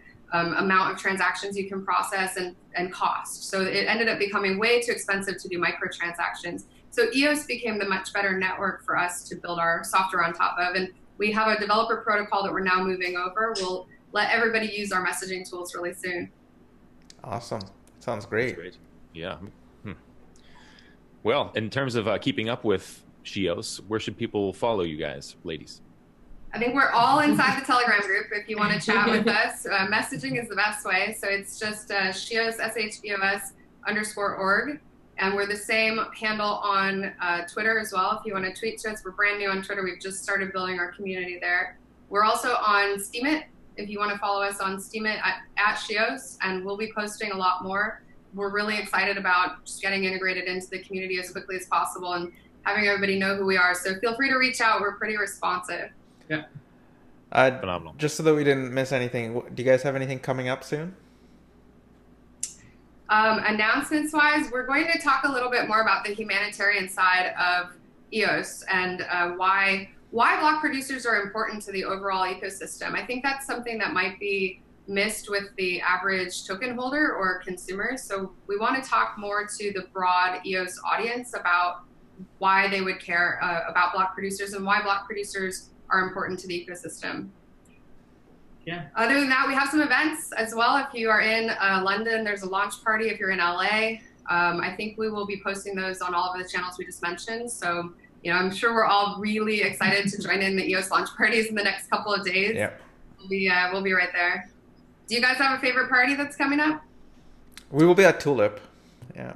Tulip Great. is that? You'll be at Tulip as well. Yeah. We'll be there. Oh, really? Okay. We'll bring you a t-shirt. Oh, great. That sounds amazing. Yeah, that'd be great. I want to know where you get that hat from. It's a secret. Okay. Oh, no copying.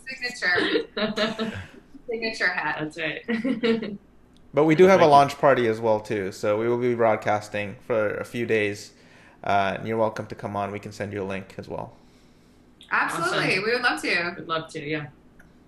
Cool. Well, it's great meeting you. I think everybody should be keeping up with SHEOS. It sounds like, I mean, you are sort of late to the party.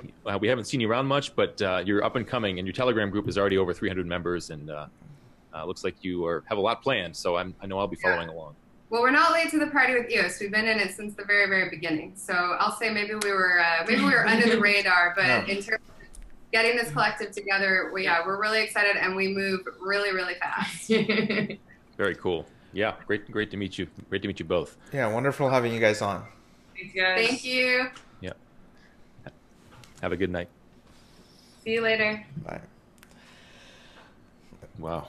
Kevin, I want that hat, dude. That was like, it would block out so much sun in Florida. Man. It would block out your plant, too, though. We could... Oh, man. As soon as I saw you asking it, but as soon as you started asking about the hat, I thought, oh, no. Next show, we're going to see the launch show with Bluejays and a hat. Yeah. No, that's for me to mow my lawn. It's like, it'll block a lot of sun, dude. Oh, okay. Gotcha. Yeah. So I think we're on to the news, Bluejays. We'll cover... Yeah. We have 3 more interviews coming up, we should say, for everybody who's watching. 3 more block producer candidates towards the end of the night. You can see the schedule in the description of the YouTube and also in the promo post. Let's cover some news. There's been a lot of news. And we were just commenting on this earlier, how the news is no longer from Block 1. We're not sitting with bated breath, wondering what they're going to tweet out next or put on their Medium blog. It's all community-driven at this point because the launch is, of course, by the community. And the launch, there's a lot going on surrounding that. So what's the latest in your mind there, Bluejays? What have you seen? Yeah, good point. So I guess we still have to have the latest version of the software to be released, but it would probably mostly look like Dawn 4.2. So unless they come up with another set of changes, it looks like that might be the final version. So yeah, other than that, I think USDT to EOS trading pair on Binance was the biggest news of the day. What do you think about that? Yeah, there were certainly a lot of Reddit posts about that. The hype level was high. EOS USDT, I suppose it signifies in a lot of investors' minds that we're seeing more of an acceptance for trading pairs, more volume from exchanges. Maybe that's what what was the excitement about in your mind there, Bluejays? I don't know. I USDT to EOS, it wasn't that big a deal to me, I guess. Yeah. I think the next set of news was awesome. That John McAfee dude, he tweeted out something, and I just mentioned it to you. What did he say? He said something like, basically EOS is carrying the market right now, which is good. I mean, from a blockchain, there seems to be just a lot of excitement and anticipation. So he tweeted out, "The bulls are storming our way, riding on the back of EOS." Look at that. Yeah, you know, and we don't spend a whole lot of time talking about moons and Lambos and prices around here, but every once in a while it's interesting. You know, John McAfee, he has a lot of followers, and he has received some criticism in the cryptocurrency world for his tweeting. However, everybody seems to understand at this point, or at least is beginning to catch on, that the EOS, the economics around the token are excellent. Every interest is aligned. The token is designed to go up in value. It actually has an intrinsic value where you own part of the resources with your token. Yeah, it's like you said, there's an intrinsic utility value there, and it's not just a speculative type of thing. Anyhow, I did see on that note, there's a crazy documentary on Netflix on John McAfee. So if you guys get a chance, check it out. I think I'm halfway through it. He's an interesting guy. Yeah, right. There's also that Bitcoin on Netflix. We're way off topic, but that Bitcoin documentary, what's that thing called? Have you seen that? No. You know, it just talks about the history of Bitcoin, and Charlie Shrem went to jail for a little bit for some kind of securities fraud, and it goes through a few of those guys. I think Gavin is in there, Gavin Wood. Okay. You know, a lot of those big Bitcoin names are in there. But anyway, let's move back towards the EOS launch, because there's certainly a lot to talk about there, right? Yep. We'll sort of catch everybody up as to what the latest is on the EOS launch, and we'll actually have another specific video coming out for that tomorrow morning, just for the average token holder who doesn't necessarily tune in to 2, 3, 4 hours of EOS radio every Monday. Those are not average token holders. Those are weirdos, probably.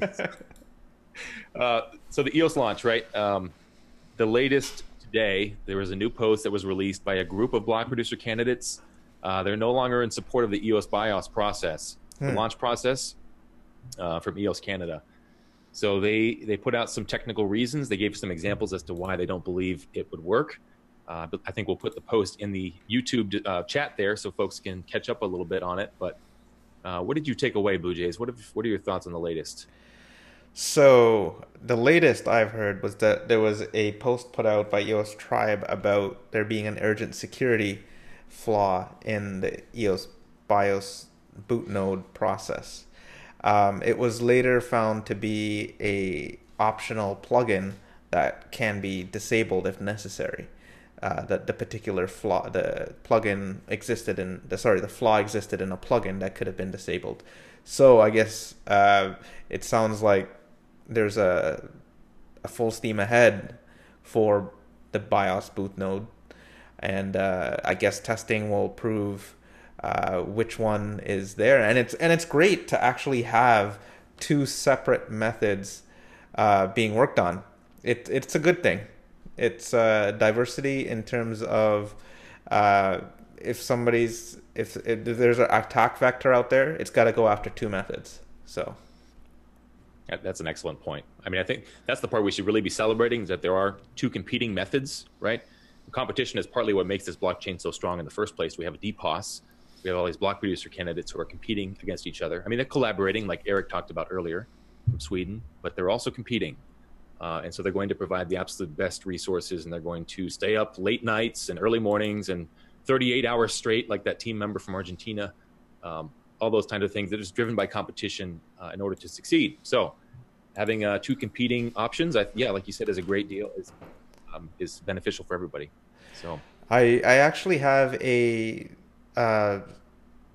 update on that security statement that was issued by EOS Tribe. Dan commented on the post. Oh yeah? Yeah, 6 hours ago, he said the plugin was made optional for this very reason. No producer or public endpoint should be running with this plugin, and it's a simple config file change. I feel like the intro to this post was overly alarmist way to support an otherwise worthwhile effort at securing block producing nodes. So Dan came to the defense of the boot node. Wow. That's thank you for bringing that up. And I've seen Dan in the BIOS boot node Telegram chat. He likes to check in once in a while. I believe he is a fan of the software, and I know that actually the group collaborated with him once or a couple times probably on the BIOS boot node software. So he's very aware of it. He has kept up with it, and sounds like he supports it in some ways. I mean, we shouldn't put words in his mouth, but it's nice to see him sort of clarify a couple things for us. So and that's good. Yeah, so that's the situation of the moment, I guess. And I think there's many hours before June 1st, so there'll be a lot more of this type of things. Yeah, the good news, too, that we should talk about the unification effort that has been going on. We've heard it alluded to now a couple times from the interviews today. But a lot of the block producer candidates have signed a statement, or they've released a statement on their own personal Steemit or Medium accounts saying that they support one mainnet and that they will launch that one mainnet only. So I think we're over 80 candidates now at this point who have released a statement of that nature. Yeah, what are your takeaways there? 80. Wow, that is a good chunk, and they all believe that there's some pretty big ones in there. So I'm sure that the majority, I don't want to speak for everyone, but that is a good sort of goal to have, is to unite. And nothing wrong with that. They believe that, probably for good reasons, that it's best to have one chain, and people should be coming together and put differences aside, I think. Yeah, it's what we all want. It's what we've all been hoping for the last many months, right? All the folks who have been producing on test nets, working together all this time. For the most part, it's been a very cordial community relationship. All these strangers getting along and collaborating, just like Eric said, throughout 98% of this. The last couple weeks, it's been a little bit more. There's been some tension there. That's just to be expected. I mean, tensions are high. As we talked about, people have not slept much, and they're all working very hard. So we're just hoping for success. The pants are off. And it sounds like the pants. That's when the stress levels are really high, is when the pants are off. Yes. I felt the stress level rising personally. I don't know if they did, though. Yeah. But it is nice. I mean, it's just great to see everybody reassert the community effort to come together, right? Instead of saying, oh, there is a divide. All right, well, let's just go our separate ways. You go over there. We'll do this.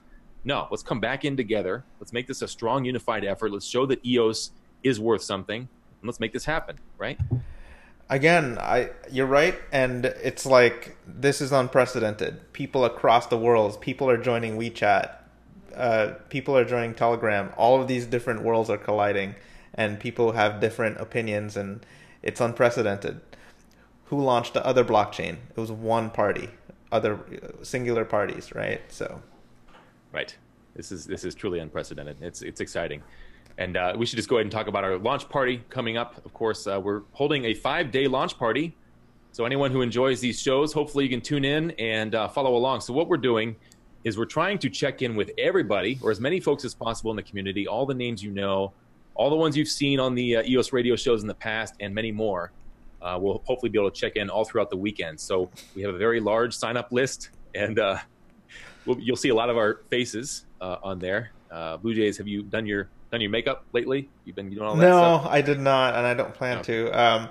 It is going to be a more laid-back show. So yeah, join us and have a good time. It's a hangout, and as you said, we'll have guests joining, and it'll be more of a discussion and a more lighthearted, I guess. We'll probably have NS James on, since he likes making a whole ton of jokes in the chat over there. He sent me a private message, but I won't tell you what he said. Oh, wow. Yeah, it was about you, Bluejays. Oh yeah, I'm pretty sure. And Vandan 333 says that the pants are off and we're headed to the moon. So, yeah, that's the only two things you need in life, really. Yeah. So the launch party weekend. So it's all about, you'll have us hanging out, right, and then you'll have people checking in from around the world, and they're just going to talk about whatever they feel like. We're not interviewing them. They're just going to come on and say, hey, we're out here in Australia, and here's what's happening for us, right? Oh, we're here from China, and here's what it looks like over here. So that way we can all get a feel and get information from around the world and the entire community. So it's going to be a lot of fun. I'm looking forward to it. Be a very long weekend, and hopefully we can hear from some launch parties, right? Some actual physical, in-person, champagne popping, flowing launch parties. Yeah. Just like the SHEOS group, sounds like they'll be at a couple of those. Yeah, and Thomas Cox is going to pop his Dom Perignon, apparently. Right, maybe right on camera. He can just pop it right into his computer and spill it all over the keyboard. We might hear Thomas swear for the first time. Right? My Dom Perignon! Thomas, if you're in the chat, you're free to swear at us right now if you want. It's okay. Yeah, so it'll be a fun time. I'm really excited. Anything that viewers should know about Bluejays? Any talking points? In fact, we're asking for feedback as well. So if you guys have any things that you'd like to see or any recommendations or feedback, go ahead and pop it there in the chat or email us or reach out on Telegram, whatever the case is. But we're just and we know that probably there will be guests. There will be times where did Dennis James just make you laugh? Yeah, I mean, I did not have a dirty thought about spilling Don Perignon on my keyboard. It was Don Perignon there, NS James. NS James, man. It's like 2 a.m. for him right now. How does he? He's still popping jokes. Yeah. Yeah. I don't even know where I was. Just talking about partying. Yeah. We are definitely going to be switching gears and it's going to be tons of excitement. So yeah, I'm looking forward to it. Yeah, lots of hanging out time too. So if you're into that, yeah. Meetups, I can't think of too many others. I think we've had some good ones like the guests have mentioned last week. There's some big ones that happened out in Asia, and then we have the one after at Tulip, which we mentioned a few times. So I think we're doing good for meetups for now. Everyone's just literally getting this chain launched as we speak. So that's the main takeaway from today. All the previous interviews we've had in previous weeks, a lot of the candidates will go, oh yeah, our project is this, and then we're going to do that community project. And this time, this week, they're all like, well, we're not talking about that stuff. We are trying to launch this blockchain, and that's the primary thing. So it felt like a different tone this week, which is understandable. Let's get this thing up and going, and then we'll launch some projects on it. How about that? Right. And not to mention all the great dApps that are going to come right out. And one of the ones that I wanted to mention was that I knew that was coming out fairly soon was Ono, because I know that they are, and it was mentioned a few times in the chat, but I believe Key mentioned that Key of Ono mentioned it was already running on a testnet. So the English version will probably be out as soon as EOS is out. So that's one dApp that we can look forward to right after launch, I believe. Let's just go into a brief speculation period. You ready? Yeah. What Block One? We suspect maybe they might release some dApps. Dan has alluded to that. Steam at 2.0. If we're just thinking about when those things might come out or what we might see. He's mentioned that. So if Dan's the type of guy that wouldn't mention something very without having plans for it. So maybe he's got something up his sleeve there. That's a good candidate for sure. Ono for sure. Yeah.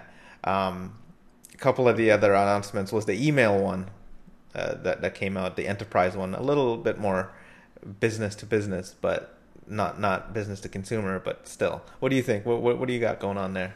He said something interesting in chat just the other day about UBI, Universal Basic Income. Aha.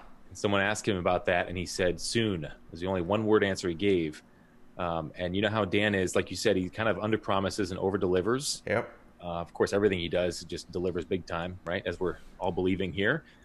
So UBI, man, I mean, this is something that a lot of folks are passionate about, and some folks, a lot of us are still trying to wrap our heads around, right? Yep. I guess the basic idea is that when you have all these basic resources, and there's no longer need for labor in all kinds of different industries, there will be some need for a UBI. Is the long-term thought process on that? I know that there's going to be lots of dApps dropped very soon on this thing. I just have a feeling that it is. I don't know for sure, but it's just, I think the floodgates are going to open very soon. Sure. Yeah, I agree. Everpedia will be first, and then we'll see a whole lot more. After that, I think everybody watched some DACs already drop tokens and be successful with that. So I can see why it might happen in the future. We'll see. We're looking at the next interview coming up soon here. It's going to be GENEREOS, and they're based in Sydney, Australia. A lot of folks are not familiar with them, but what are you reading now, Bluejays? And as James says, if we've been reading his emails, I guess he's got something on planned too. Oh, is he Mr. UBI? I don't know. for those who are not familiar, NS James made Scatter, which will be required for many of the voting portals that we see coming out, especially that community voting portal. Will definitely have Scatter integrated to protect your keys, your private keys, and your information as well. So when you're voting, you don't ever put your private key into a website or anything like that. Somebody mentioned B token, Parker Span, with the B token tweet. So I took a look at that very recently, and it is a token that is supposed to be like a token to be on a decentralized Airbnb type platform, but they're making it so that you can reuse the code and to reuse the system for other purposes as well. So fairly think about where you can use a blockchain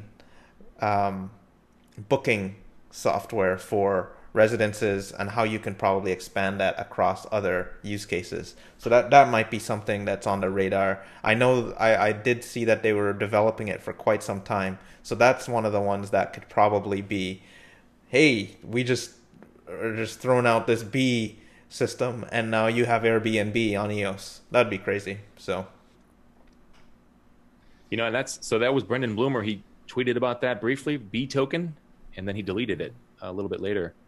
The B token, I looked it up as well, and it indicated an ERC20 token that is designed to be something like an Airbnb. But then I read something about how it wasn't actually that; it was something different. But I agree. I mean, Uber, Airbnb, we've heard all those talked about. They charge what 20-25% fees as middlemen, and that's just ridiculous. And of course, that's an easily disruptible business. I mean, gaining market share when it comes to creating something that is trying to disrupt an industry, it has to be a lot better. It can't just be a little bit better. Yep. Because folks are kind of set in their ways. So if you're saving, you say you're on an Uber trip and you save $4, or you're on a new B token trip or whatever it's called, and you save $4, I wonder how long it would take to gain adoption on something like that. Just because the fee is a little bit lower. In case of Airbnb, you probably save a little bit more than 4, maybe like 10% or something like that. Maybe over the length of the trip, maybe $200, which is not bad. Something. I'm just speculating at this point, but and of course, Higher Vibes, which was on our show, I believe last week. They had an interesting DApp on the radar. I don't know what their plans were, but like you said, it could revolutionize by saving more money and putting more money back into the pockets of people. Sure. Yeah, and hopefully that'll be enough for some of these industries. I know especially insurance, mutual aid societies will be able to help disrupt insurance companies. And here comes GENEREOS from Sydney, Australia, a newer block producer candidate. And I think we have 5 total members coming on. There's Nathan. And hey, Nathan, how are you? Hey, guys. Not bad. Not bad. I think it's early in the morning for you guys, mid-morning? 10 a.m. right here, Kev. 10 a.m. Yeah, good to meet you. And there's Ralph as well. Hey, Kev. How are you? Hey, Ralph. Good. How are you doing? Yeah, good. Yeah. Good. Thanks. Everybody's taking their coffee in there, and haven't had my coffee yet. I'm gonna get that one later. Okay. Oh wow. Okay. Welcome, guys. Hey guys, how you going? Good. Hey Tim. Hey Tim. I think we're waiting for one more, right? The last. Ty, yeah. Ty. Okay. Well, we'll go ahead and get started here. We'll just go ahead and introduce yourselves, I guess, and give us just a slight background, and then we'll start with why, as we've recently started doing here. So, who are you guys? Okay, cool. I'll go first. My name's Tim Weston. I'm head of strategy here at GENEREOS. I'm a serial entrepreneur. I've started many companies in the past, one of which is AudioPacks, which is a artist and events management company. We work with Apple, Microsoft, Sony Music, etc. I'm extremely passionate about blockchain and building businesses from the ground up. I've been following Dan Larimer since BitShares and blockchain as an industry since 2011.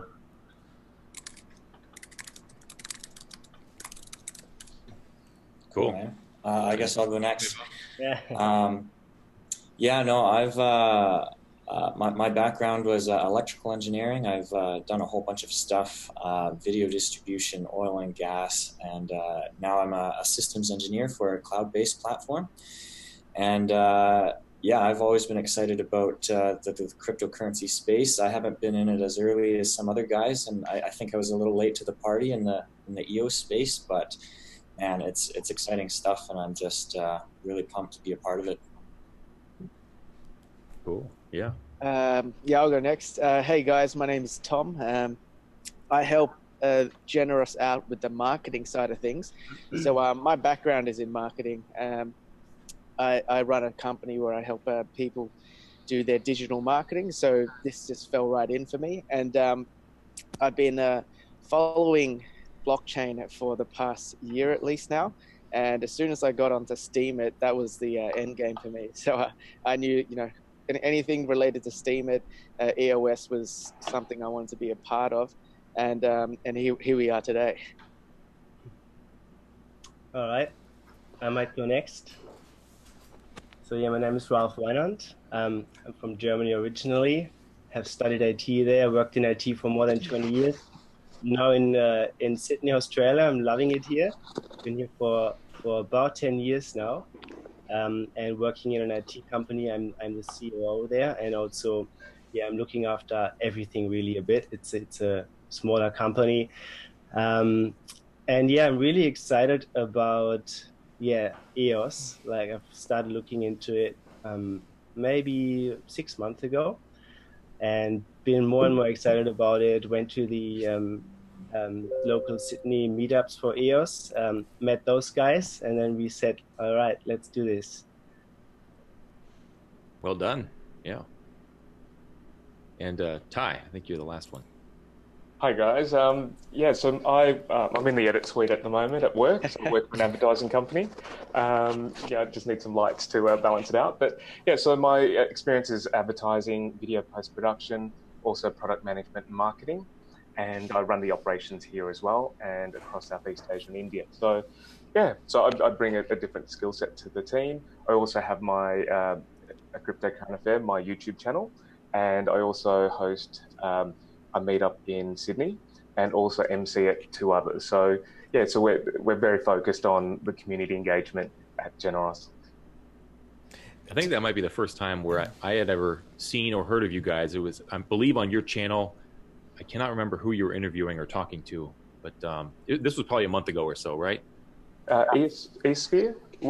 It might have been EOSphere, yeah, something like that. Yeah, okay. Yeah, so I'll post an EOSphere video tonight. We met with them last Thursday when they were doing their roadshow. So yeah, lots of community activity. Nice. Yeah, maybe you've seen the video. Maybe you've seen the video that we did together. That was actually at the first EOS meetup event. So Ty was actually interviewing me about EOS. That's it. Yeah, that was Ralph actually. That sounds about right. I think it was Ralph. Okay, cool. And let's hear some about. So you pronounce it Generos? Is that right? That's right. Yeah. That's it. Can we a little pun on words there. Yeah, there's actually a couple folks in the chat are enjoying that play on words as well. And let's hear the why about Generos, if we could, please. Yeah, no worries. So we're a social enterprise block producing candidate, and obviously we're based in Sydney, Australia. Although a lot of our team members are from around the world, but we all are based in Sydney. So our mission is to provide scalable and reliable block production whilst giving back profits to charities and community initiatives. So obviously transparency is key to that mission. So initially we want to implement a ledger smart contract that will have all our revenue flowing through, so the community can actually see the money that's coming in and then how it's getting distributed to charities and initiatives. So on top of that, we'll implement a DApp, which will allow voters to then vote on which beneficiary they would like those funds to go to. And then a further iteration is we'll like to create a charity DAC. So I think Nathan can probably talk a little bit more about the charity DAC and how that will work. Yeah, that's right. That's an endeavor of ours, whether we get elected in the first round, future rounds, or if we unfortunately don't get elected at all. That's a space we really want to drive on. We think, everybody wants to contribute to charity, but they're not really aware of, how charities are going to spend, if it's something that it really resonates with them. And so we think the DAC space is great for that. Some of the ideas we've had is airdropping vote tokens that don't really have any value. We're not trying to do an ICO or anything, but people can get these tokens and vote for charities that they really feel is important to them. And people can provide funding. Hopefully we'll provide a source of funding through the block rewards. And as the DAC progresses, we'll look at different ways people can put money into the space and get that out to initiatives that the whole community feels is important. That's very interesting. Charity, it seems like transparency for spending, like you just mentioned, is important for charity, right? It might even help some charities gain more funding, but I personally, I've never thought about it before. It's an interesting route you guys are taking. Can you talk a little bit more about what you see, how the charity DAP might work, or the DAC? Yeah, like a lot of inspiration. There's actually a charity DAC in the Ethereum space called Giveth that I want to give a shout out to. They're really rocking the governance space, and I guess we'll see if they make the move to the EOS ecosystem. It's just cheaper for everybody, and that's a space, like we said, we love to collaborate on. I think a big part of that transparency is the idea of milestones. Charities can propose that, hey, if you fund us, we're going to spend money on this and this and this, and so they have to prove that they've done it. If we say, okay, here's, $10,000, and you guys said you were going to give computers to, children in Africa or whatever, or even support the local footy team, and then everybody says like, hey, they did it.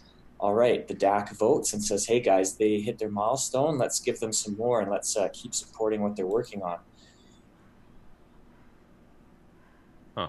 That's interesting. Okay.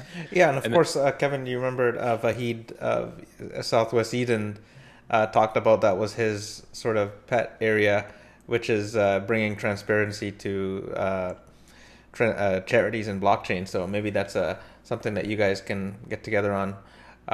The EOS world is going to be ripe with opportunities that we can share within the community, and work together. Yeah, I would like to collaborate with Brock Pierce. So he actually announced that he wants to give away $1 billion through a similar DAC, a charity-based DAC that people can vote on. So yeah, it's definitely something that needs to be disrupted and people are looking at doing. So yeah, we're super interested in that space. Is this an open invitation here, Brock? You should go down to Sydney and hang out with these guys. Yeah, definitely. Since we all know that Brock and Dan, those guys are always watching every single second of our show. So, yeah. Anyway, so let's hear more about in terms of your block production. Dive into that just a little bit as a block producer candidate. What do you guys? What are you passionate about? What drives you to become a candidate in the first place? Yeah. So maybe for our infrastructure, so we are fully self-funded block producer candidate. And as such, we have to look a little bit after our expenses. We've decided to go with a cloud-based solution for a start. Like there's a lot of people out there who go bare metal, but we see it a little bit difficult to go with that straight away because you don't know if you get selected or not, and then you're sitting on a lot of hardware that might not be used eventually. So we've decided to go multi-cloud. And we are quite happy with our current setup. Yeah, I think right now we're focusing on a AWS infrastructure. As things progress, we want to go multi-cloud. We're going to have a Google Cloud platform as well, and then depending on how the whole EOS network goes, if we get in that block producing space, I know RAM's going to be a big thing. And I think we might see a lot of block producers as RAM requirements go up start making the move from cloud-based infrastructure to bare metal, but that'll remain to be seen. Sure, yeah, that makes sense, and it does seem like RAM will be crunched. That's a good call there. And actually, we have an interesting question from somebody in the chat. They're asking about, in terms of a charity DAP, being able to send tokens directly to someone in need, and I guess you'd also need a vetting process to be able to find out the need and so on and so forth. What are your thoughts on that kind of adapt?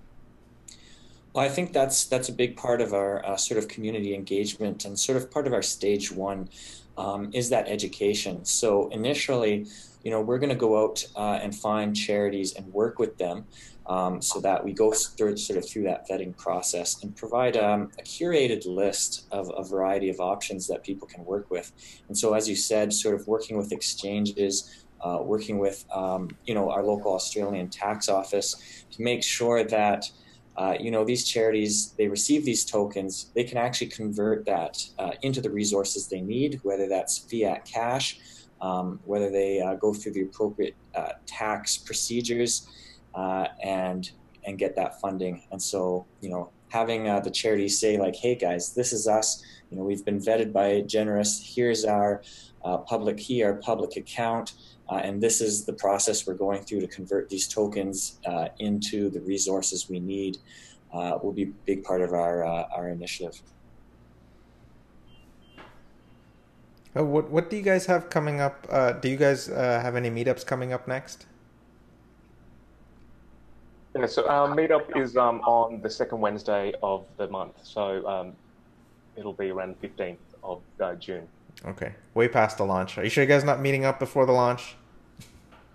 I think we're going to meet up on Saturday, but the launch is actually on Sunday morning for us. So we're trying to decide at the moment if we're going to meet up on Saturday, have some beers and kind of get the laptops out and then do an all-nighter through to Sunday morning. But yeah, we'll see how we go. Everyone's really busy at the moment. So it's, just trying to manage it. Right. We should certainly ask. The marketing team will be partying while next. Well, actually, I'll be on a plane, so I don't know if I'll be able to get any meetups going. Yeah, of course, that was a joke. We know we're all going to be heads down busy at that time, so. Yeah. What do you guys see for the launch? I mean, we've been asking most folks today in terms of what do you think will happen, how long the chain might take to get up, and those kind of things. When will we actually pop the champagne in your mind?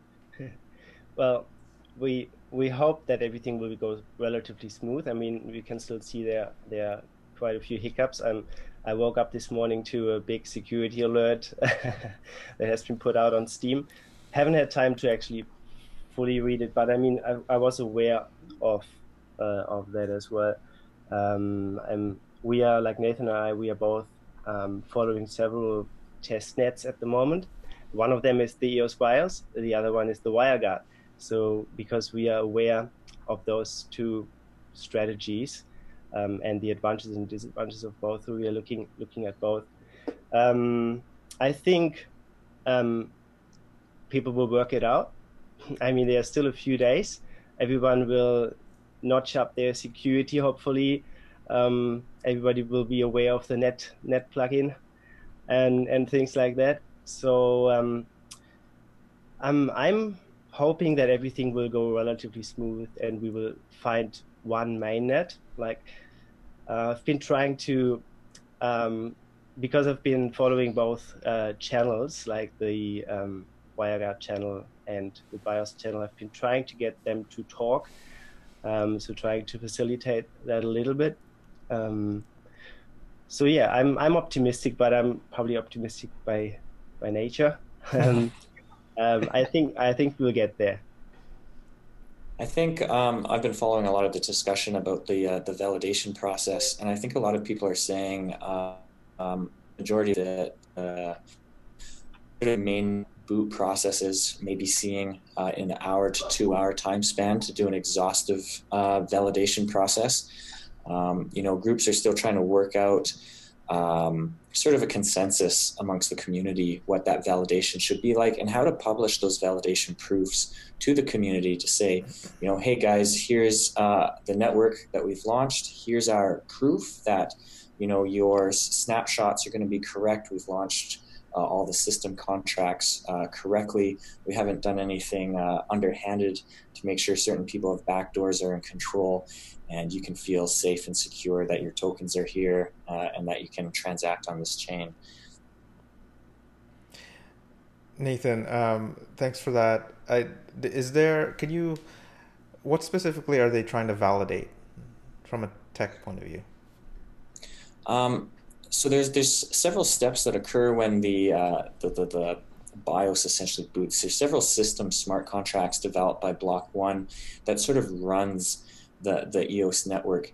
And of course, there's the snapshot. Everybody's registering their tokens, and that migration from the Ethereum ERC20 token to the actual mainnet token. So I think those are the two primary things that the Block One contracts are legitimate and properly deployed, and that the snapshot is complete and doesn't have any corruption. We should also dive into the naming system a little bit too, switching gears a little bit. But you guys put out a couple of good Steemit posts here, and both of them were re-steamed by Dan himself. The first one was that naming, the name post, name bidding and premium names on EOS. Can you guys dive into that a little bit for everybody in the audience? Yeah, sure. So the current naming convention, and it's sort of to prevent name squatting, is that all names have to be 12 characters. You can't have less than that. You can't have more, and they can't include dots. And the idea there is that people aren't going to be able to jump in right away and take premium names. And that's going to fall under the name bidding process. It's supposed to occur 2 weeks after a network gets the 15% vote, and then people can start bidding on shorter names. Now, there's also been some discussion going on with various block producers about whether block producers should receive special names as part of the boot process. I think Generous does not support that, but there's lots of discussion going on. The idea being that block producers have put a lot of effort into getting the chain online and making it secure, and they don't want duplicate names, fake names coming in and trying to disrupt the network or steal their thunder. So that's an ongoing discussion, and we love to hear from the community in general how they feel about the naming system as well. Are you worried it would become a marketing tactic in a way for those booting? Why are you guys personally, or why is your team against it? Yeah, I think, Daniel Larimer has said that he doesn't want block producers to have sort of special privileges, especially as being part of the boot process. This is something for the community. We want the network to launch and be available for the community. It should be an altruistic effort, not something that you gain an advantage from. It's supposed to be a fair and even playing field. And so having special names for participating, we feel sort of undermines that a little bit and goes against the fairness that Dan wants to achieve with the EOS network. That's a pretty cool stance. Yeah, thank you for clarifying. And then the other post you guys put out, also re-steamed by Dan. Can you guys dive into that? It's the EOS mainnet race to the finish, which you put out. What do you guys talk about? Nathan again. He's a superstar. This guy over here, I mean. He's just loving his content. Yeah, and if you watch his videos, he does one take and no blinking. So that's his signature move. Wow. I'm trying to be less robotic. I'll blink a little more. No, I mean, I think Ralph can speak to this a bit as well, because he's been in the BIOS boot. But all these guys are trying to get the boot process going, and Block One is working furiously to get to version 1. So there's a lot of changes that are going in place. For example, 4.2 increased the number of sort of system accounts like EOSIO.token.system from like 3 or 4 special accounts up to 10. And those are all things that have to be part of the boot process. They get created during the boot. And so now, everybody's working on securing these boot processes, and they have to add and add and add as Block One comes in. And version 1's going to come out on, I think, Friday, June 1st, and then it's going to launch June 3rd. And so, Ghostbusters, Boot BIOS, any other initiatives are going to have to implement all these changes really fast. And so that's kind of the race I was alluding to, that everyone's going to have to keep up to speed and work really hard over the weekend. Yeah, I've been participating in some of those BIOS boot processes. So that's a stage process. And in several of those stages, we went to orchestrate, and suddenly it was like, oh, that's not working. Why is that not working anymore? They've added a new feature, or they've changed this feature, or So yeah, so the BIOS boot, because it's trying to automate everything, that's particularly hard to catch up with. With what Block One's putting out there. Do you think 4.2 will be the end of the changes, or they may be a 4.3, 4.4? I think there will be probably one intermediate one, I would imagine, but we'll see. We'll see. Then put a bounty out. We'll see if there's some major bugs. Being found. We'll see. Maybe one more stage before the final one. One has to consider as well, all these cryptocurrency spaces are sort of constantly evolving. We've seen Ethereum evolve. EOS is certainly going to evolve. It's going to be part of the governance system that as smart contracts or system contracts get upgraded, modified, and deployed. And that's why it's also really important for all the block producers. They're going to be involved. There's going to need to be consensus. And so when Block One, once it launches, and they say, okay, here's version 1.1, all the block producers have to get together, agree, it's for the good of the network, good for the community, and actually deploys those changes to the network. Well said. Nice. Yeah. Well, where can folks keep up with you guys? Where are some of the best moving forward and looking forward? Actually, one more question for you guys. After the launch, you've said before that regardless of whether you get elected or whatnot, say you get elected and you start to implement your plans, what kind of roadmap can we expect from you guys? What will be the first thing you achieve? I think straight away we're just solely focused on launching the chain, and then after that kind of settles down a little bit, we're going to work straight away on our smart contract and our DApp. So that'll happen. I'm hoping within a couple of weeks of the launch of the chain, and then based on how that the last iteration will be the DAC. So I don't know. This year, definitely. Yeah. Just to cap off on what Tim said. So I'm having a look at our roadmap. So you can actually find it on our, ties in with your other question, Kev. So you can find it at generous.io. So there's where our roadmap is, if you guys want to have a more detailed look. So we planned it up all the way from quarter 2 now, I guess, to quarter 4. So we've listed various points there, but I think the DAC and the DApp are being planned for quarter 4 this year. Very good. And I mean, just to add one more thing, we've seen some great community initiatives for some dashboards, for example, that can track transactions. So if we do get elected, immediately you're going to see we're going to create accounts to store the percentages that we want to put towards charity, and that's going to be transparent and visible on our site as well, that you can see right away that we're funneling funds for our community efforts, for our incubator projects, and we're going to be happy to share all that transparency with the community right away. Thank you, guys. It was a pleasure having you guys on. Yeah, it's been great. Thanks for having us. Thanks, guys. Thanks, guys. Thanks, guys. Have a good day, and good luck this weekend and beyond. Yeah. Thanks very much. Cheers. Thank you. Maybe see you at the launch party. Yes, sounds great. Yeah, definitely check in. Yeah. Yeah. All right, guys. Bye. See ya. See ya. It's wonderful to see. Some teams are focused on the charity aspects and the benefits from blockchain that can be gained for charity. Yeah. So many opportunities in blockchain that a lot of us just forget that there's, It's like that. It's always, everybody wants to know where their money's going, where they donated, right? You give. I'm not saying anything wrong with the Santa Claus at the mall who is the Santa Claus, what is he doing with the money, right? So Bluejays, you have something you want to tell us all here about Santa Claus? This came out of nowhere. I don't have any childhood trauma towards Santa Claus. Okay, it's May, Bluejays. We're talking about Santa Claus in May.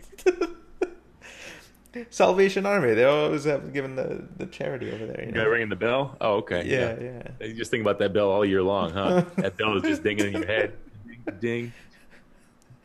I don't know if is it an international thing, the Salvation Army bell ringer, or is that just the U.S. that we see a lot of that? I don't know. I usually stay close to home during Christmas, so. Yeah, same here. So, Hard to tell, but we have WTZ coming on. It's a group that is based in China and also the United States. They have, and they've been working hard to integrate or bring together those two communities. Hi, Shi. Welcome. Hello. If you can hear me okay. Maybe you can't hear me quite yet.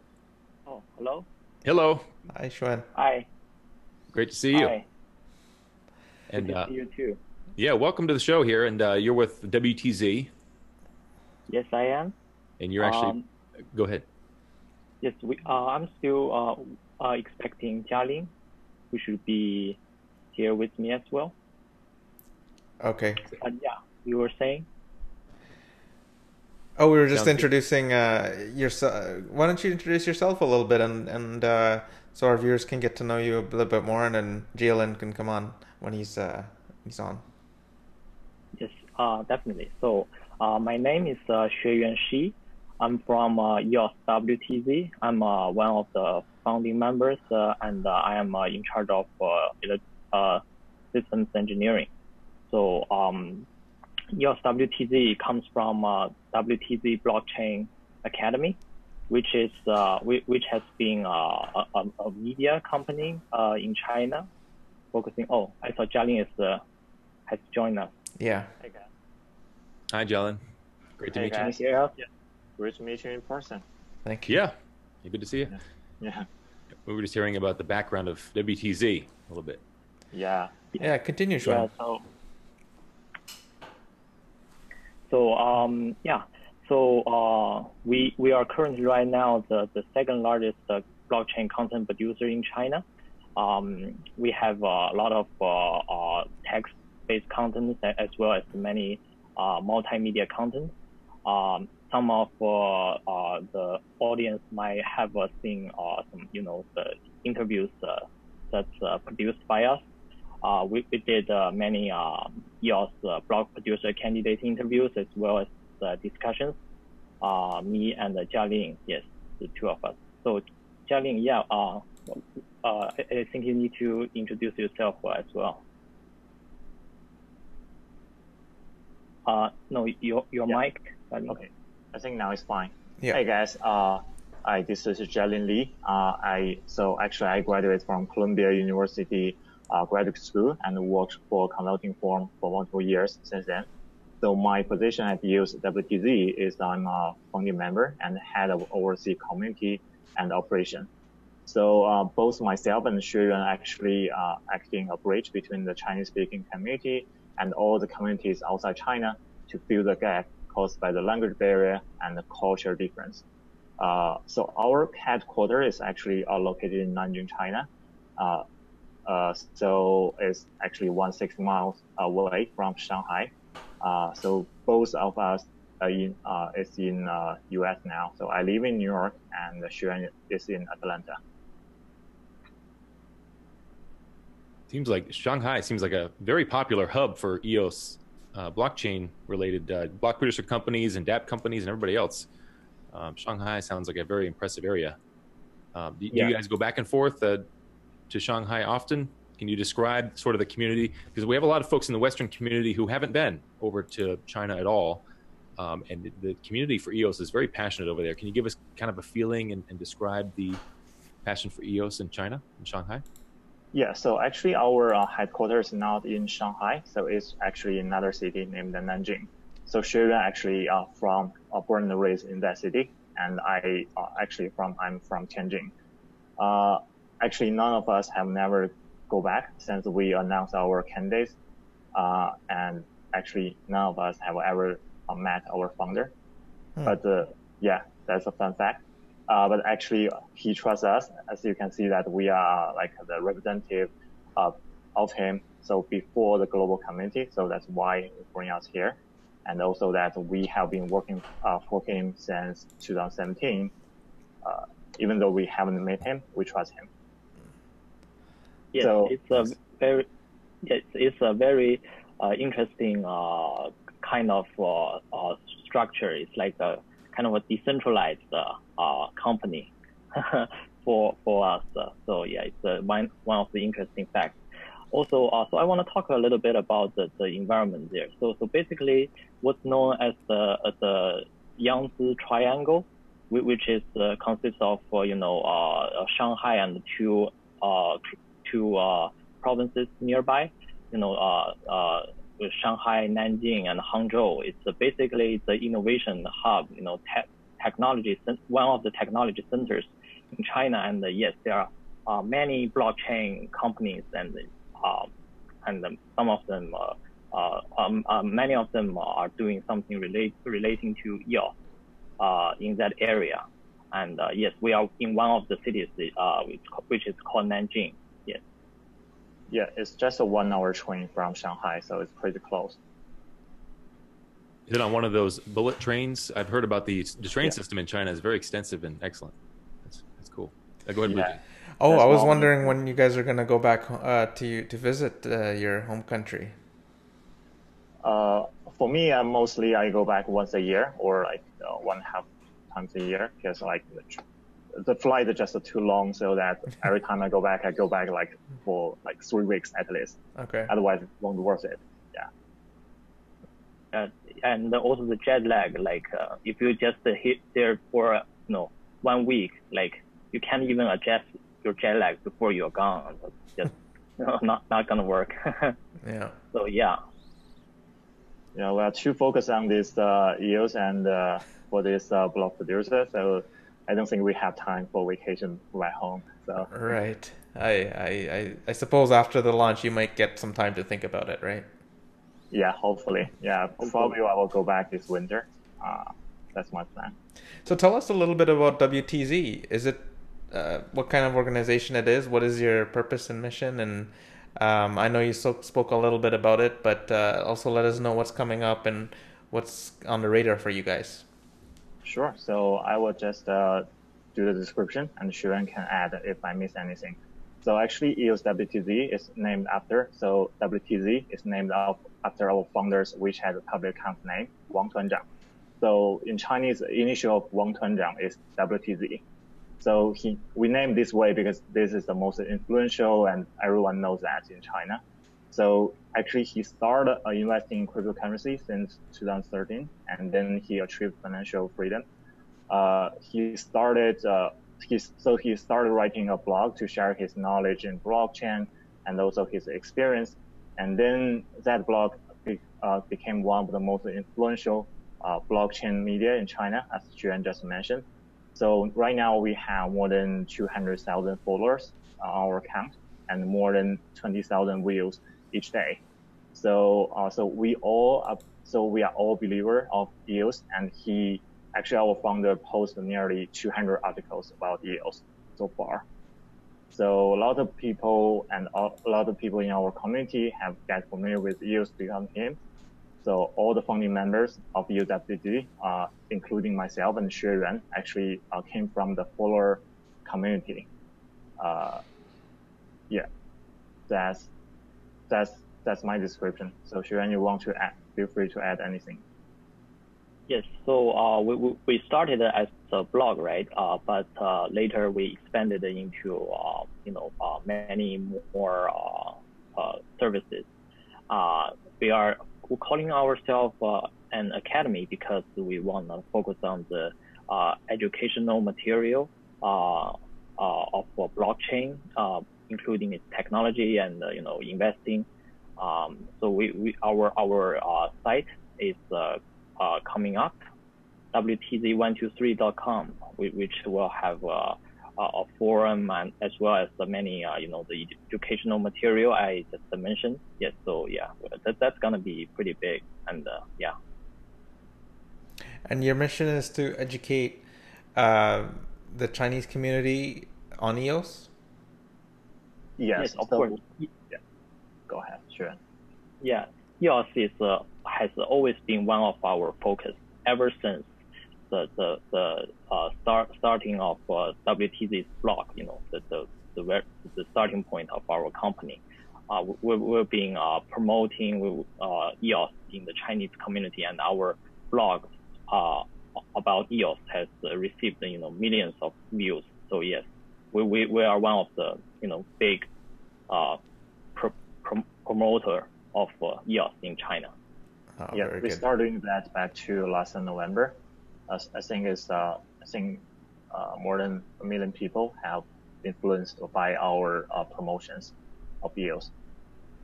And just to be clear, you are not running for block producer, is it? Oh, we are. So we are running. You are. Okay. Yeah. I just wanted to make that clear. Yeah. We actually announced pretty early, so I think we announced back to March. Okay. I was confused there. Thank you for that. So with the continued education mission that you have, what kind of plans do you have on the radar? Supposed that you were to be elected as a BPC candidate. So I will just give you an introduction about what we have done, and later we can talk about what our plan in the future. So actually, our contribution mostly lined in 3 parts. So the community and the governance and technology. So as I mentioned that we have a EOS community in China with 200,000 people.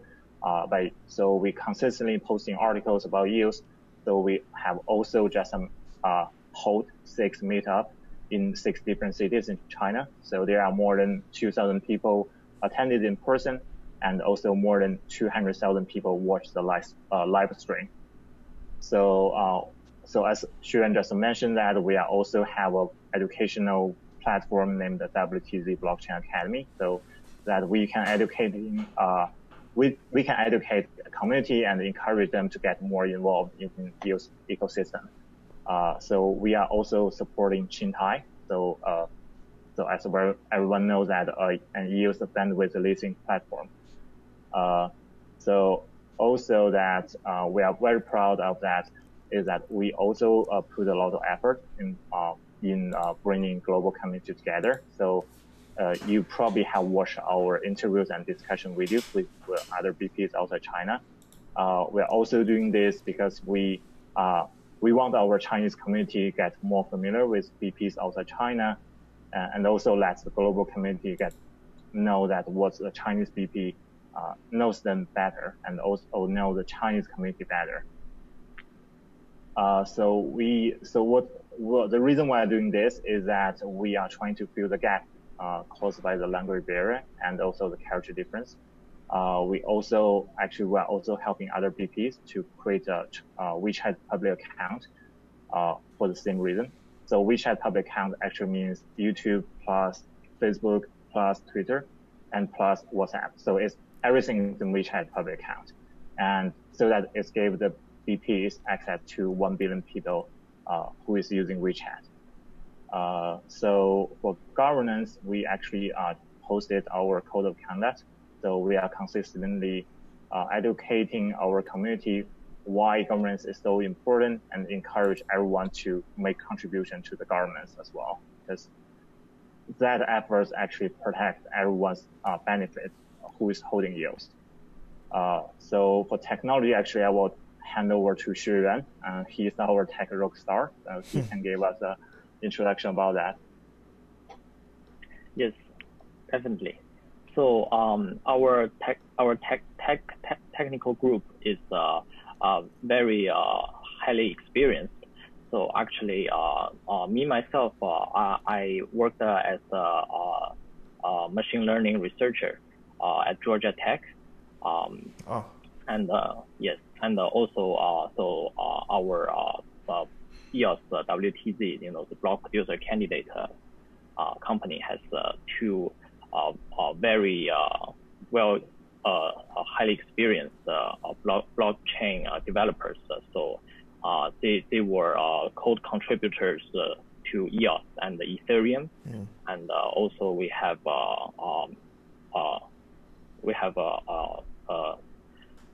server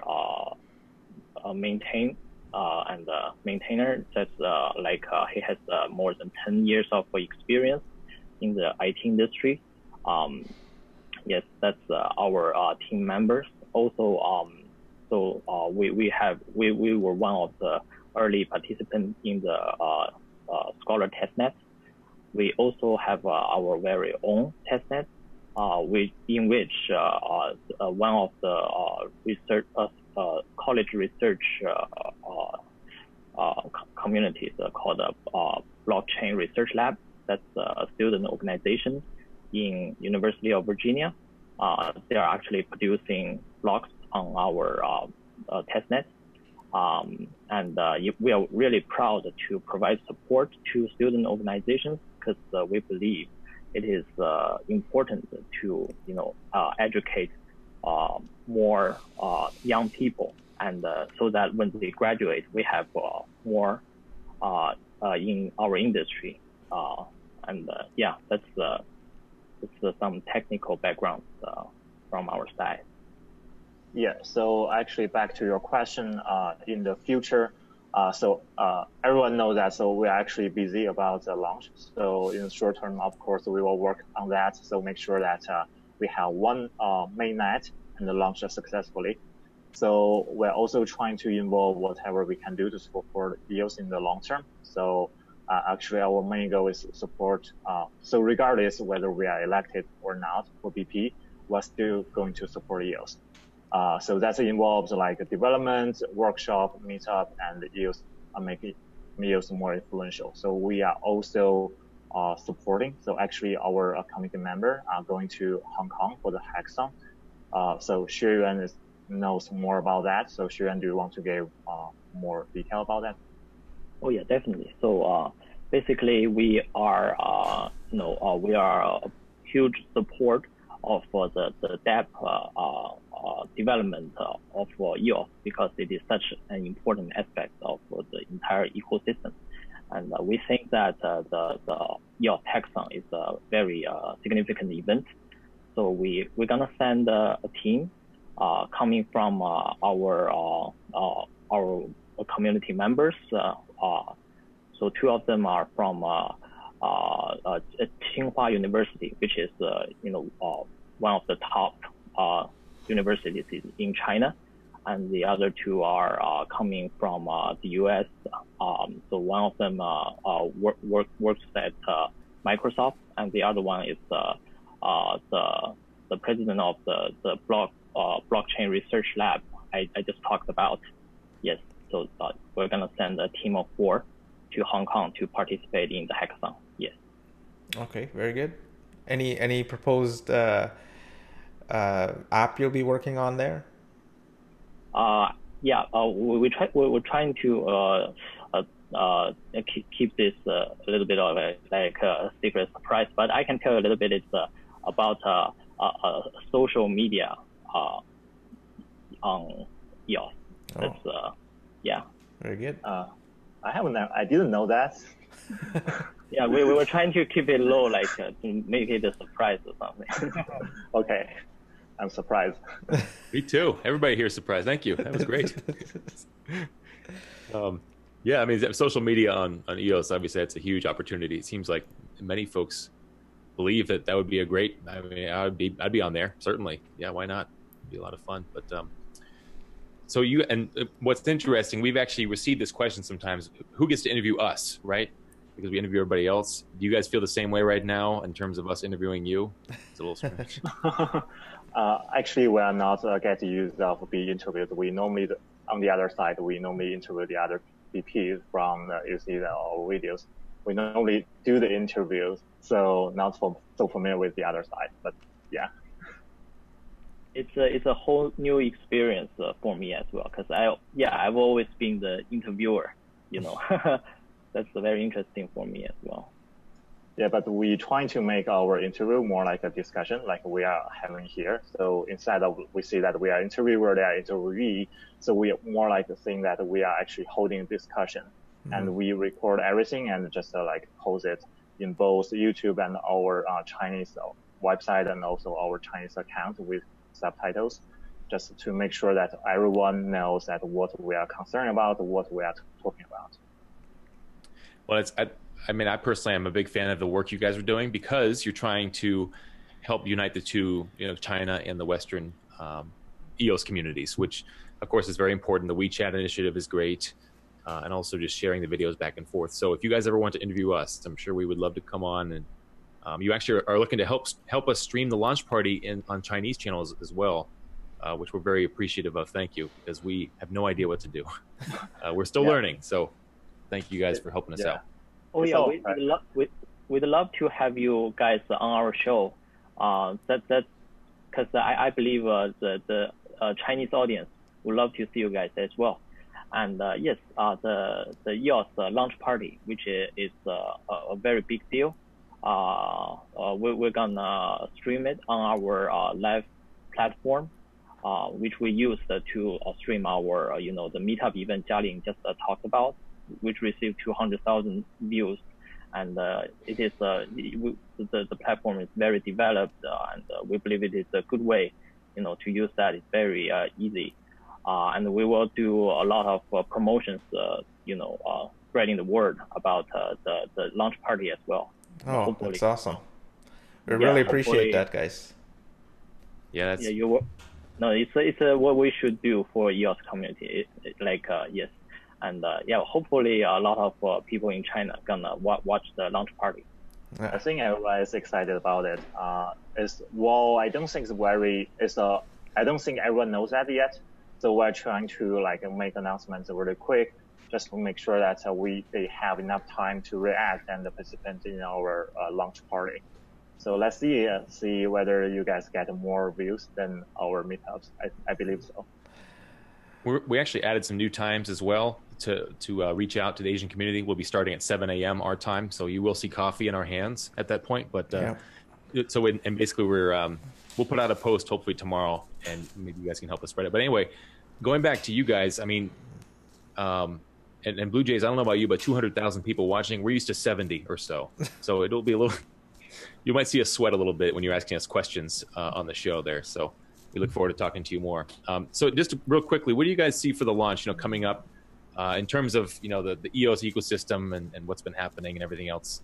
What are your your predictions?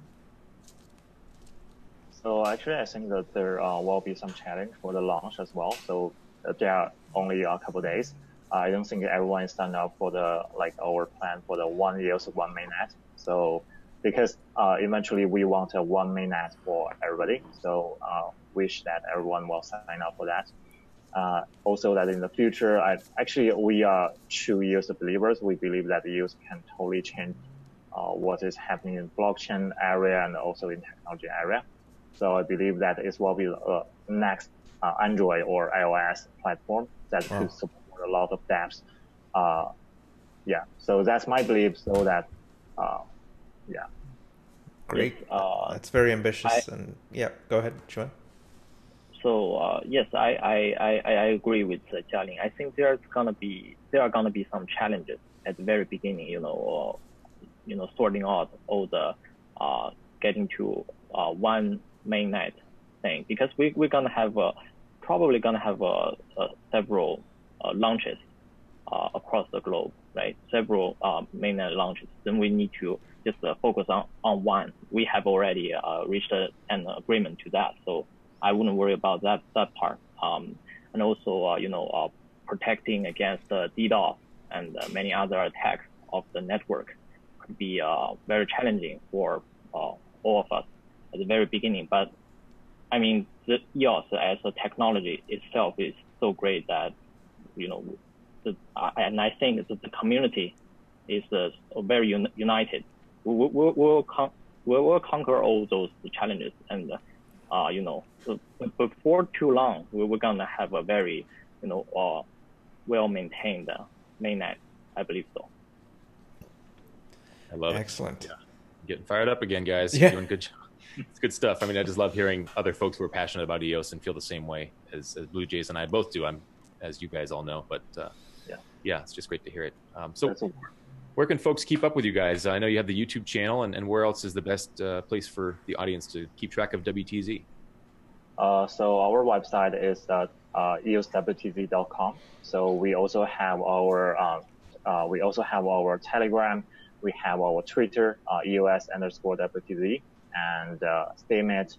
Also, we have our WeChat public account, so EOSWTZ. Just search that on WeChat, you will find that. So basically, we have all the social media. So just search EOSWTZ, you will find it. Awesome. Cool. Very Great, nice. guys. Loved having you on. It was a pleasure. Yeah. Thank you for having us. So actually, there's one thing I want to bring up that for everyone is watching this and everyone may watch this. Please remember register your wallet and register your EOS. That's very important for the community because we do not want to lose anyone. Right. That's a great message. Thank you for saying that. Yeah. That's something we should all be saying more often, but definitely please register your tokens. Thank you, gentlemen. That was great. Yeah, I think the latest number is like less than 60%. We definitely need more than that. Agreed. Yeah, thank you guys, and we'll go ahead and put a guide up in the chat as well, a link so everybody can sort of learn how to register the tokens if they haven't already. And we'll be seeing you guys soon enough. Yeah, later this week. Yeah, the launch party. Yeah, sounds like a plan. At the launch party. Right. See you guys at the launch party. Yeah, see you guys. See you guys. Thank you for having us. Have a good night. Good night. Good night. Bye. Bye.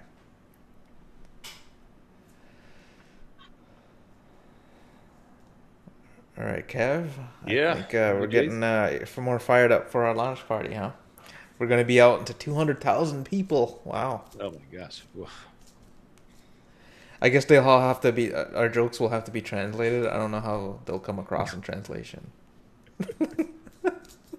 I don't think there's any translation that'll work for some of your jokes. Yeah, that was. Were you offended there? Here comes EOSLove. So we have our final interview of the day here. EOSLove. Translation that'll work for some of your jokes. And if you could go ahead and turn off your YouTube, please.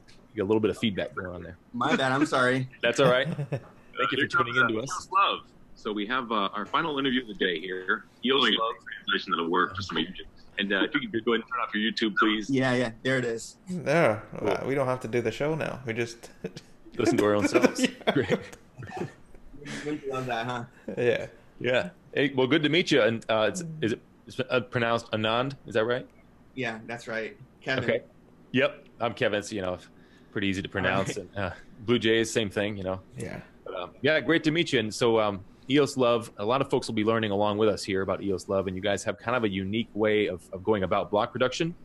So if you could just start off, give us a brief background about yourself and start with why, please, about what makes you so passionate and why you're here. I'll talk about a bit about myself. So I took a little bit roundabout pathway into blockchain and block production.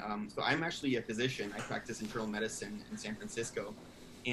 But way back when I was an undergraduate at Berkeley, I took a sociology class, a sociology of technology class that kind of talked about everything about internets and internet culture. And one of the last things we learned about was Bitcoin and blockchain. And that kind of blew my mind. It was kind of a decentralized way that we can really do things and we can really accomplish a lot of things. And down the road in medical school, I worked a lot in public health. I worked a lot in rural clinics, both here and abroad, and got involved in public health management. And I kind of circled back and kind of saw blockchain as a way that can really enhance and fuel efficacy and productivity into public health, particularly supply chains and things like that across the world. So that's kind of where EOSLove came about. It was kind of a way for myself and my group to kind of see how can we really leverage this technology? How can we really extend